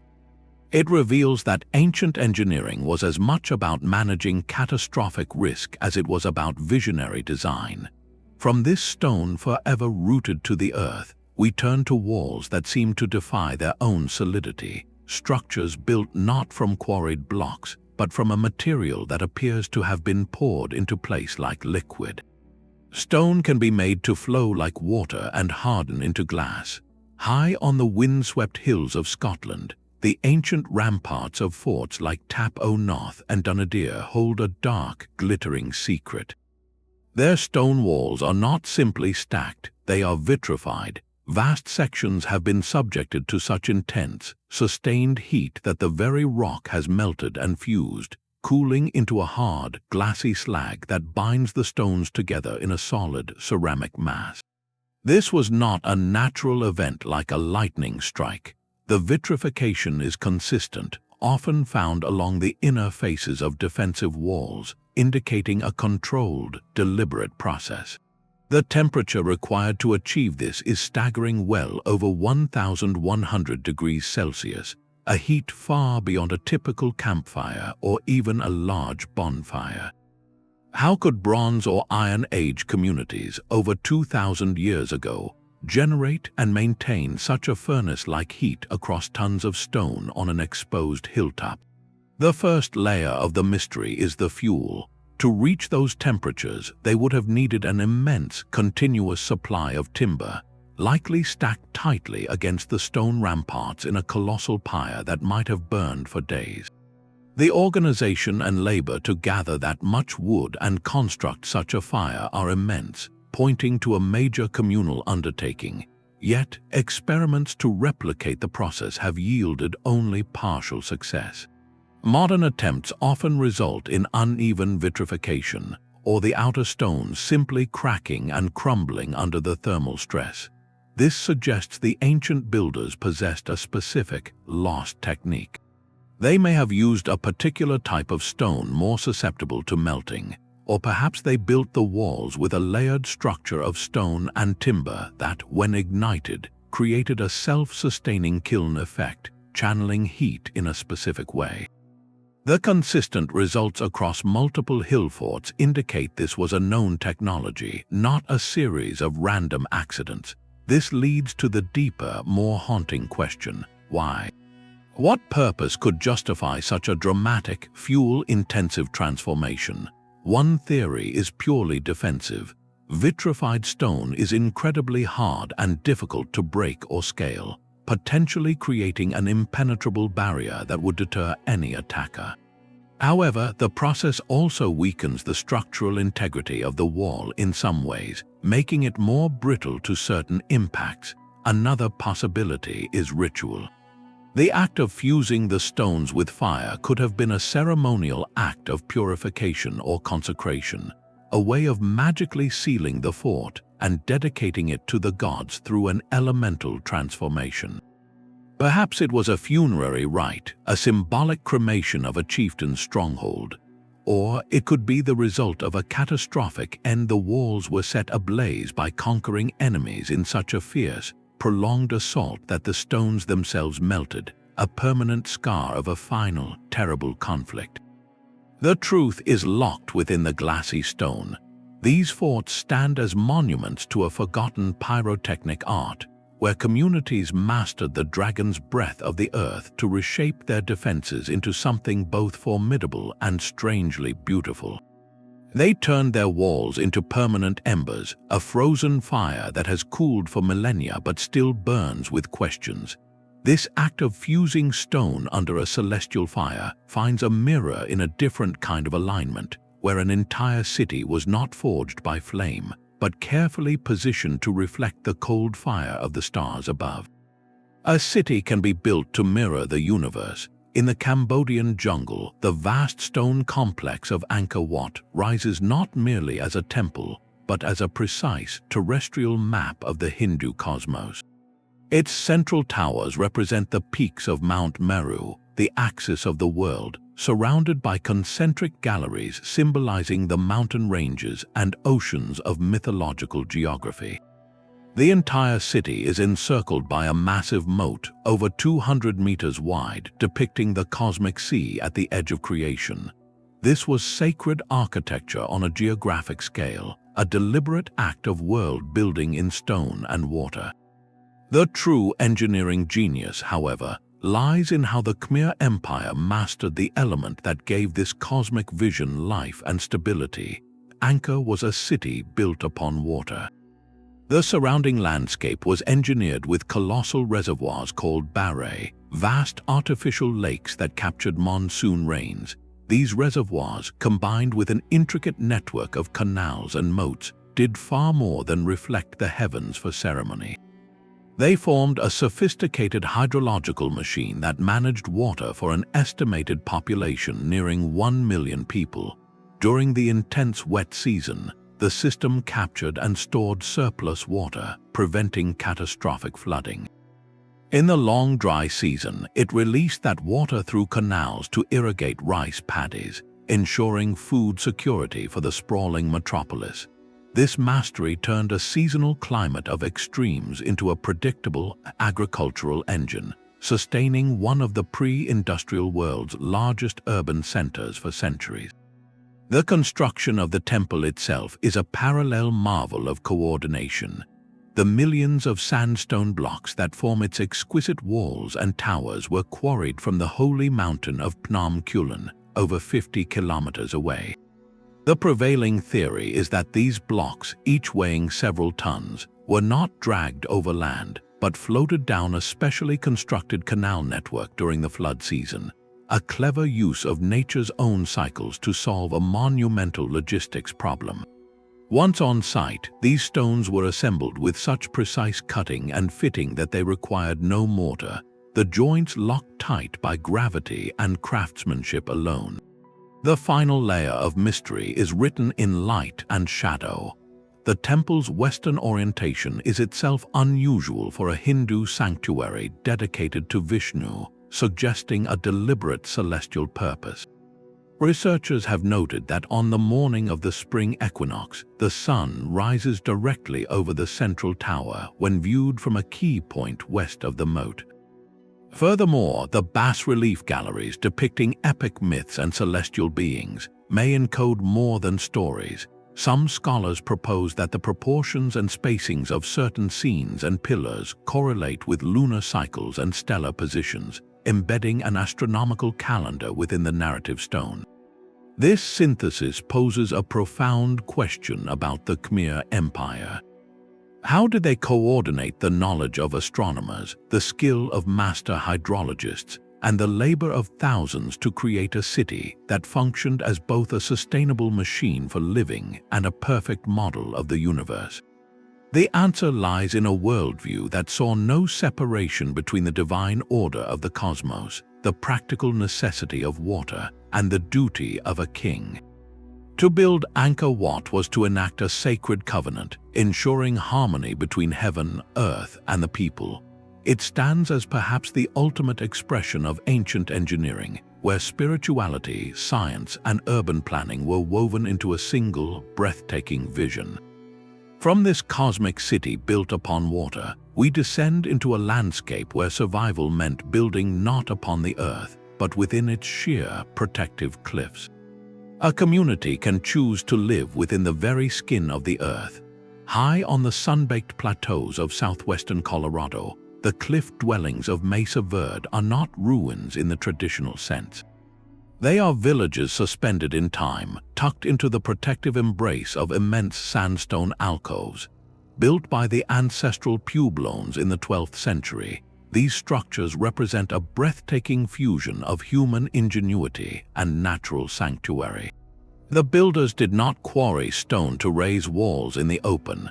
They used the cliff itself as their foundation, their roof, and their primary defense. Within these vast, naturally eroded recesses, they constructed intricate multi-story complexes of hundreds of rooms, using hand-shaped sandstone blocks set in mortar and supported by wooden beams fitted into sockets carved into the living rock. This was architecture as an act of insertion, fitting a complete community into a space that nature had already partially sculpted. The engineering challenges were defined by the severe environment. The high desert plateau offered scorching summers, freezing winters, and limited, unpredictable water. The cliff dwellings solved these problems with elegant, integrated design. The overhanging alcove provided a massive, natural roof that shielded the structures from snow and the worst of the summer sun, creating a more temperate microclimate. For water, they mastered the cliff's own hydrology.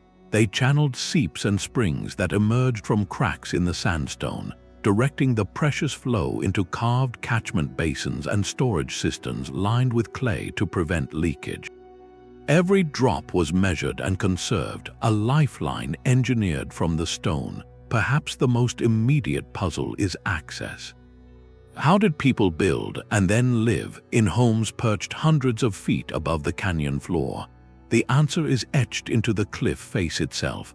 A network of hand and toe-hold trails, narrow paths along perilous ledges, and likely complex scaffolding systems made from timber and rope. Construction itself was a vertical ballet. Materials had to be hauled up from below or lowered from the plateau above. Each beam, each stone, each basket of mortar was moved along these dizzying routes through a combination of sheer strength and profound familiarity with the landscape. This was not a life for the faint of heart. It was a life built on a consensus that the rewards of security outweighed the daily risk of the climb. This leads to the central, haunting question of motivation. Why choose such an inaccessible home? The reasons were likely a convergence of practical and social pressures. By the 12th century, the region was experiencing prolonged drought and increasing competition for dwindling resources. The cliff alcoves offered unparalleled natural defense, a refuge from conflict where a community could see danger coming from miles away across the canyon. But it may have been more than safety. The act of moving into the cliffs could have been a profound social and spiritual consolidation, a retreat that strengthened community bonds and ritual life in the face of external hardship. They were not hiding from the world, but creating a fortified, intimate world of their own, a society literally woven into the fabric of the mountain. Their mastery was not just in building, but in knowing when to leave. By the end of the 13th century, the cliff dwellings were silently abandoned, the ladders pulled up, the hearths grown cold. The people migrated south, following water and new opportunities, leaving their stone cities perfectly preserved in the dry desert air. Mesa Verde stands as a testament to a culture that listened to the land and responded with brilliant adaptation. They did not conquer the cliff, they partnered with it, creating a fragile, magnificent equilibrium between human need and geological reality. This intimate dance with a vertical landscape presents a stark contrast to the next site, where the canvas was not a cliff face, but an entire empty plain, and the art was not meant to shelter a community, but to communicate with forces far beyond it. A figure almost 400 feet tall stares eternally at the sky from the driest place on Earth. In Chile's Atacama Desert, a landscape so arid it is used to simulate the surface of Mars, the Atacama Giant is the largest prehistoric human figure ever drawn upon the planet. This colossal geoglyph, along with thousands of other lines, spirals, and animal figures etched into the desert floor, was created by the simple, painstaking act of removing a layer of dark, oxidized pebbles to reveal the lighter, chalky soil beneath. The technique is straightforward, but the scale and precision are anything but. The giant's symmetrical, stylized form, with a rectangular head, straight limbs, and what appear to be headdress ornaments, maintains perfect proportions that are only fully comprehensible from a vantage point high above the ground. This fact is the core of the engineering puzzle. How did the ancient creators, likely from the pre-Inca Tiwanaku culture over 1,000 years ago, design and execute a figure of such monumental scale and geometric accuracy without ever seeing their work from above? The answer likely lies in a sophisticated system of scaled-up artistry. Researchers theorize that master designers may have first created a small-scale model of the figure, perhaps on a grid. Using a consistent unit of measurement, teams of workers could then translate this model onto the desert canvas. They would have established a central axis line with ropes and stakes, plotting key points of the giant's anatomy, the top of the head, the shoulders, the ends of the limbs, across the vast distance. Overseers positioned at these plotted points could then direct the clearing of stones along the connecting lines, section by section, ensuring the proportions held true across nearly the length of a modern aircraft carrier. This required not just artistic vision, but a communal, coordinated effort and a deep, practical knowledge of geometry to prevent distortion across the uneven terrain. Yet the giant is more than a static drawing. It is integrated into a living landscape of meaning. Many of the lines surrounding it point directly toward distant mountain peaks where water sources originate, or align with the positions of the sun and moon on significant dates like solstices. Others seem to trace the paths of ancient caravan routes, the invisible highways where goods and ideas traveled between the high Andes and the Pacific coast. This suggests the geoglyphs served a dual, interconnected purpose. They were a monumental celestial calendar, marking time and seasons for a culture that depended on precise knowledge for survival in an unforgiving environment. Simultaneously, they may have acted as a spiritual guidepost and territorial marker for travelers, a reassuring sign of cultural presence and a map etched into the earth itself, visible to those who knew how to read the lines from ground level. The preservation of these designs for over a millennium adds another layer of awe. The Atacama's extreme dryness, with some areas receiving rainfall only once a decade, has frozen these creations in time. There is no vegetation to overgrow them, and minimal wind to disturb the carefully arranged stones. This eternal stillness forces a profound question of audience. If the full form was meant only for the gods, as many believe, then the giant is a permanent prayer, a request for water and fertility drawn on a planetary scale.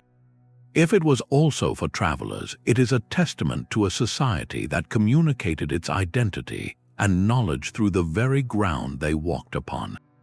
The Atacama Giant stands as a silent sentinel, a bridge between the practical and the divine, proving that even in the most desolate places, humanity has always sought to make its mark, not just upon the earth, but in conversation with the heavens above. This desert canvas of giants and lines speaks of a culture that mapped its entire world, trade, time, and transcendence onto the skin of the earth.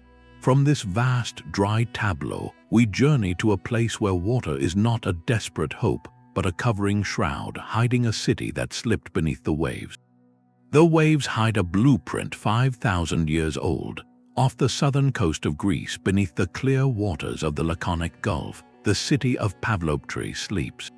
It is not a scattered collection of ruins, but a complete urban plan preserved in silt and sea, the oldest known submerged city on Earth. Here, the streets are still visible, running in orderly lines between the foundations of buildings. Archaeologists have mapped courtyards, tombs, and even what appear to be two-story structures, a level of architectural sophistication that rewrites our understanding of early Bronze Age society.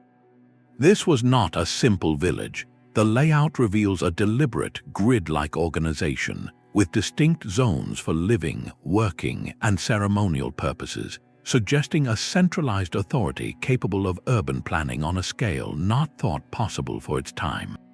The engineering insight is profound because the sea has acted as a perfect preservative, freezing the city in the moment of its abandonment.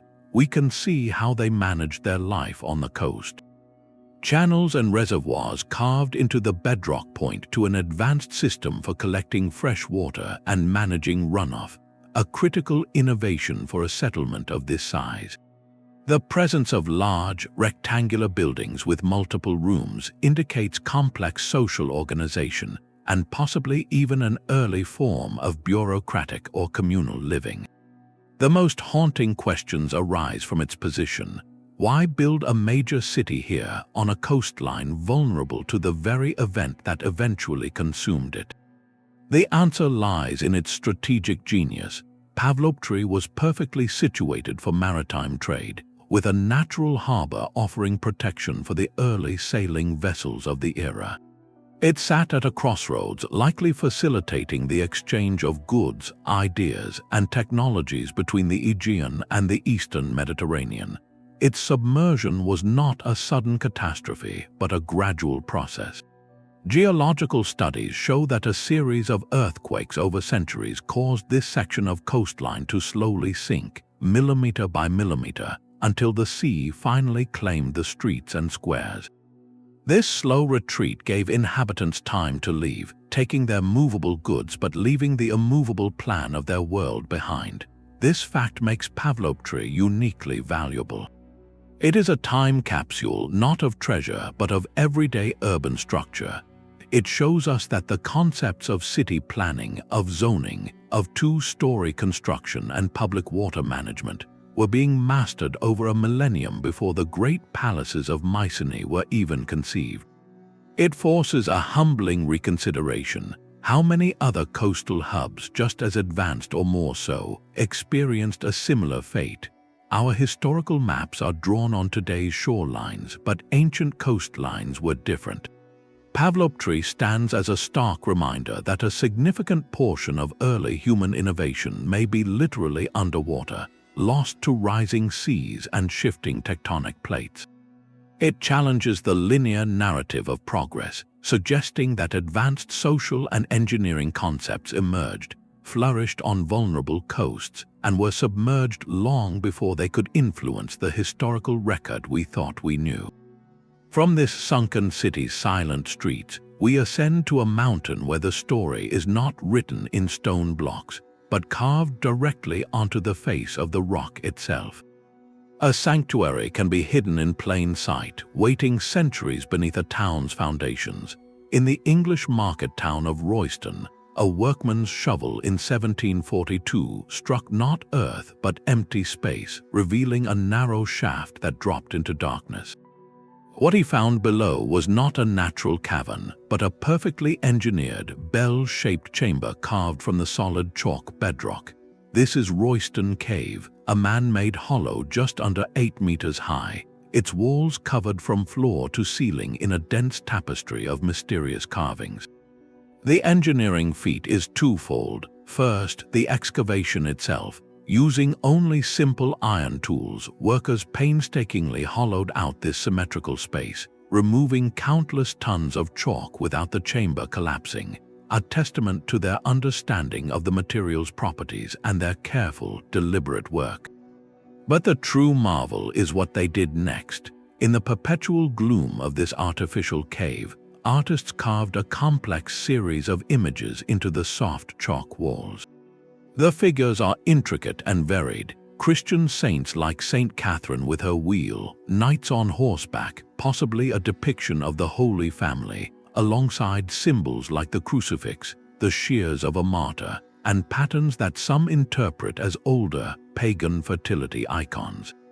The carvings are not haphazard graffiti. They are arranged in panels and rows, suggesting a coherent narrative or symbolic program intended to be read in a specific order.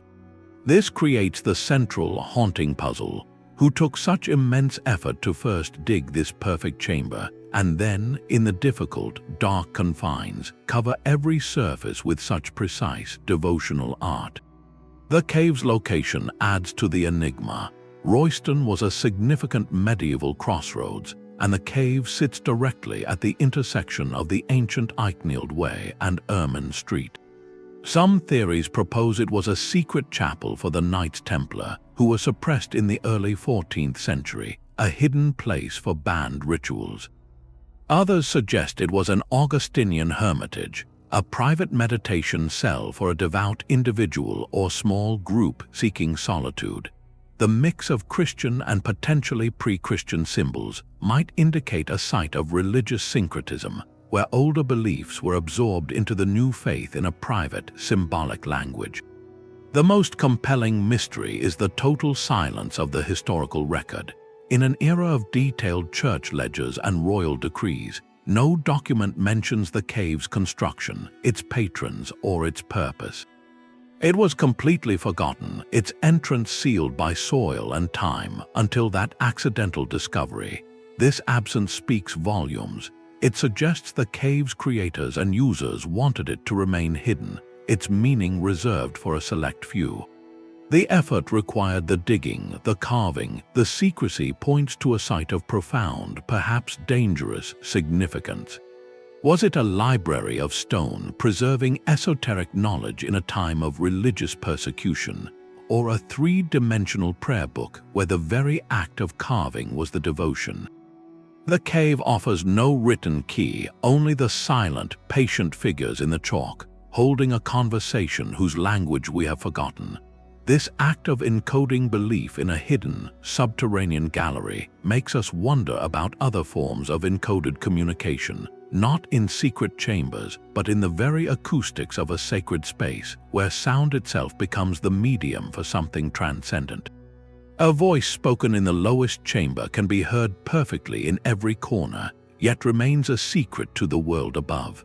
This is the hypogeum of Hal Saflieni on Malta, a subterranean labyrinth carved from the living limestone over 5,000 years ago. It is not a single tomb, but an immense three-level necropolis descending over 30 feet into the earth, a mirror image of the megalithic temples that stood in the sunlight above. Every chamber, every corridor, every staircase was excavated with nothing more than stone, antler, and obsidian tools, a feat of patient subtraction that required a master plan to prevent the soft rock from collapsing in on itself. The builders did not just carve space, they shaped experience, engineering both form and a most mysterious function. At the heart of this underworld lies the so-called Oracle Room, a small, oval chamber where acoustics defy simple explanation. A deep, resonant tone or a spoken word uttered in a specific niche is not merely amplified, it is transformed. The sound fills the entire room with crystalline clarity, vibrating through the stone in a way that feels both inside and around you, yet it does not carry into the adjoining passages. This creates an intimate sonic bubble, a private auditory world sealed within the rock. Was this a happy accident of the chamber's shape and the limestone's density, or was it a deliberate design? The precision of the architecture suggests intent. The walls and ceiling are carefully smoothed and curved in a way that modern acoustic engineers recognize as sound focusing. This indicates the builders possessed an intuitive, perhaps even empirical, understanding of how sound waves reflect and resonate within an enclosed space. They were not just digging graves, they were constructing a ritual instrument. Imagine the scene in the flickering light of oil lamps. A community gathers in the darkness to honor those who came before. A priest or elder takes position in the sacred niche. Their voice, perhaps chanting or intoning a prayer, is suddenly imbued with a supernatural presence, seeming to emanate from the very walls and floor, filling the chamber with an otherworldly resonance. This would have been a profound, awe-inspiring experience, blurring the line between the human and the divine, making the act of communication with ancestors or deities feel terrifyingly real. The acoustic phenomenon transforms the space from a silent resting place into a dynamic theater of the sacred. It raises a profound question about Neolithic spirituality. Did they believe sound itself was a conduit to the other world, a vibrational key that could unlock the barrier between the living and the dead? The careful mimicry of above-ground temple architecture, complete with carved false ceilings, pillars, and trilithon doorways, shows they were recreating their sacred landscape in the underworld, but adding this unique, immersive layer of sound. The hypogeum represents a holistic engineering of belief, where geology, architecture, and physics were woven together to create a total sensory environment for ritual and remembrance. It stands as a testament to a culture that listened to the stones and learned their secrets, discovering how to make the earth itself speak. This mastery of hidden forces, whether sonic, celestial, or gravitational, brings our journey across 30 mysteries to a close, not with an answer, but with a final, terrestrial question that hangs in the air of a silent desert. A landscape can be engineered to feed a civilization for 1,000 years. In the mist-shrouded mountains of Guangxi, China, the Longsheng rice terraces cascade down the slopes like the scales of a great, slumbering dragon, giving the region its poetic name, the dragon's backbone. This is not a ruin of abandonment, but a living monument, a continuous, breathing feat of agricultural engineering perfected over 7 centuries by the Zhuang people.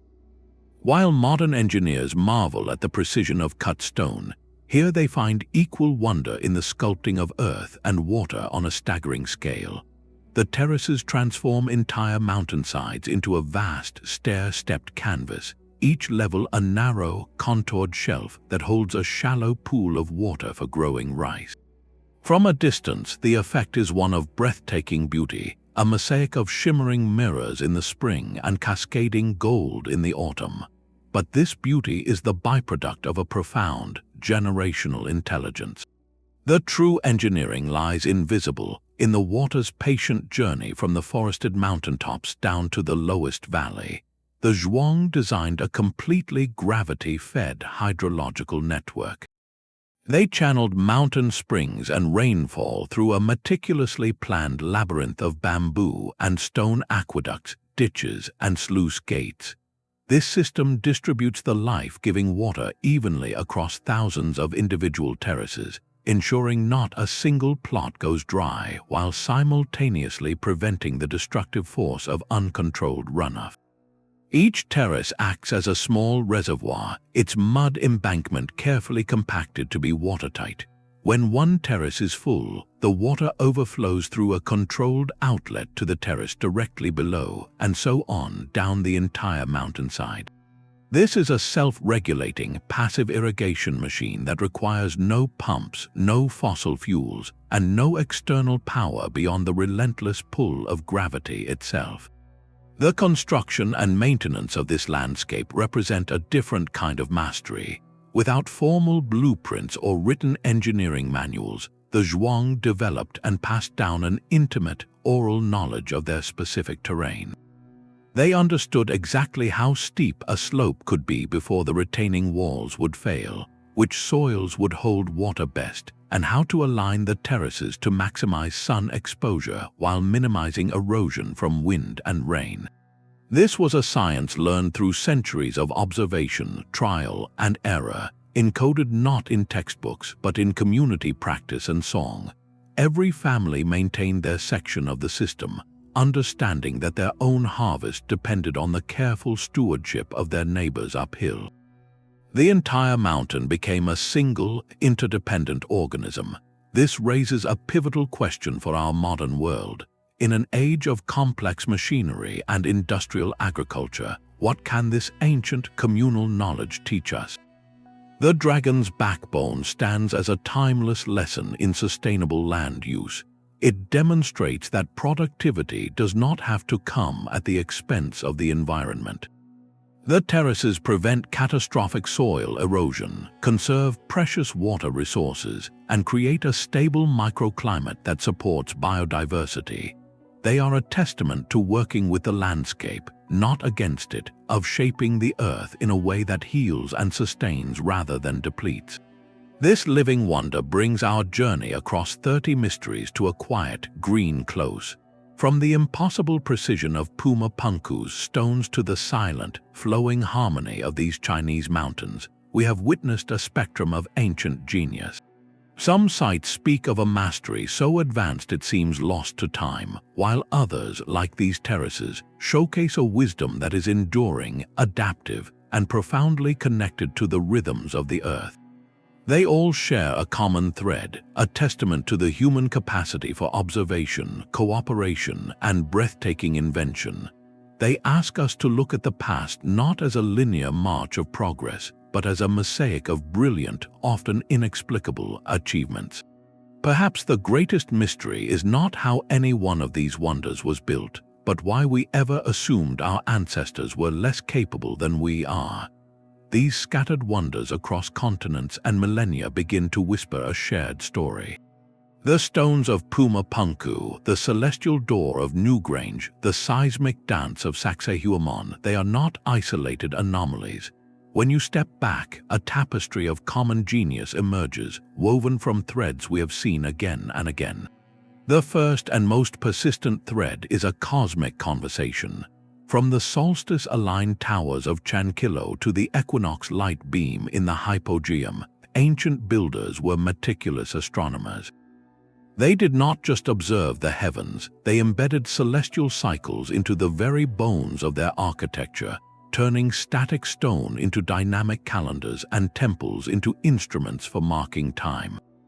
This speaks to a worldview where human life was inseparably linked to the rhythms of the cosmos, a connection physically forged into their most enduring creations. Another thread is an almost intuitive dialogue with the earth itself. This was not the brute force engineering we often associate with modern construction. It was a responsive, adaptive craft, the Inca-shaped polygonal walls that could sway with earthquakes. The builders of Derinkuyu carved breathable cities deep into stable rock. The Khmer at Anchor engineered an entire hydrological landscape to tame monsoon floods. In each case, they worked with the materials and forces at hand, not against them. They understood the compressive strength of stone, the flow of water, and the paths of seismic energy through a deep, generational literacy written in trial and error, not textbooks. Their knowledge was local, specific, and profoundly empirical. Then there is the puzzle of scale. How did societies without cranes, without steel, without powered transport conceive and then move mountains? The 800-ton blocks of Baalbek, the 1,200-ton obelisk left in the Aswan quarry, the 80-ton moai walked across Easter Island. The answer likely lies not in a single lost gadget, but in a lost scale of social coordination and patient ingenuity. They mastered the physics of leverage, rollers, and counterweights. They understood that with enough carefully directed human effort, organized over generations, even the most massive stone could be persuaded to move. This points to a cultural drive, a collective will to create legacies so permanent they would defy time itself, often in service of gods, ancestors, or cosmic order. This collection of patterns challenges a very modern assumption, the idea of linear progress. We tend to view history as a straight line from primitive to advanced, where old methods are simply replaced by better ones. But these sites suggest a different model. They reveal that human expertise can be profound yet domain-specific, blossoming in one area like seismic-resistant masonry or celestial alignment while remaining simple in others. More hauntingly, they show that such expertise can be forgotten. The metal clamps of Tiahuanaco, the vitrification of Scottish forts, the precise balance of the Konark doors, These were technologies that vanished from use, not because they failed, but perhaps because the societal conditions that nurtured them, the specific needs, the collective patience, the oral traditions faded away. So what if the true mystery is not a box of lost high-tech tools? What if it is instead a lost mindset, a high patience, born from a worldview that measured projects in generations, not fiscal quarters? A symbiotic relationship with nature, where engineering was an act of collaboration with stone, water, and sky, rather than domination over them. The silent stones ask us to reconsider what we label as advanced. Is it the complexity of our machines, or the elegance of a solution that requires no fuel, only understanding? Is it our speed, or the enduring resilience of a wall that has stood for 5,000 years? These ruins are not just puzzles to be solved, they are mirrors. They reflect back to us a portrait of human potential rooted in observation, community, and a deep desire to inscribe meaning onto the world. They leave us with a final, humbling question about our own legacy. What are we building today that will whisper our genius to the world 30 centuries from now? And what essential knowledge of ours might that future age find inexplicably lost? The silent chapters of history are not blank pages, they are written in stone and shadow. Our journey across these 30 enigmas reveals a world where the past is not a simple prologue, but a complex, ongoing dialogue with the present. Each impossible wall and celestial alignment is an invitation to humility and wonder. They stand as permanent testaments to the boundless creativity and resilience of the human spirit, achievements that push the very boundaries of what we believe was possible in their time. These ruins remind us that our historical record is incomplete, filled with gaps where entire schools of knowledge and philosophy have slipped into silence, leaving only their monumental echoes behind. This perspective encourages us to look at ancient achievements not as frustrating anomalies to be explained away, but as profound inspirations. They challenge us to broaden our own engineering and philosophical horizons, to consider solutions that work in harmony with natural forces rather than overwhelming them. Perhaps the greatest lesson from these stones is not a technical manual, but a philosophical one. The relentless pursuit of understanding these mysteries, the act of asking how and why, is as valuable as any single definitive answer we might one day find. This pursuit is what keeps the essential curiosity of our species alive and burning brightly. It connects us across the centuries with those master builders who also looked at a mountain or a star and asked, "What if?" We would love to hear which of these ruins captures your imagination most. Was it the silent balance of the Konark doors, the hidden city of Derinkuyu, or the celestial machine of Newgrange? Share your thoughts in the comments below. If you enjoyed this deep dive into history's greatest puzzles, subscribe for more journeys to the edges of our understanding. Keep looking at the ancient world and our own with questioning eyes.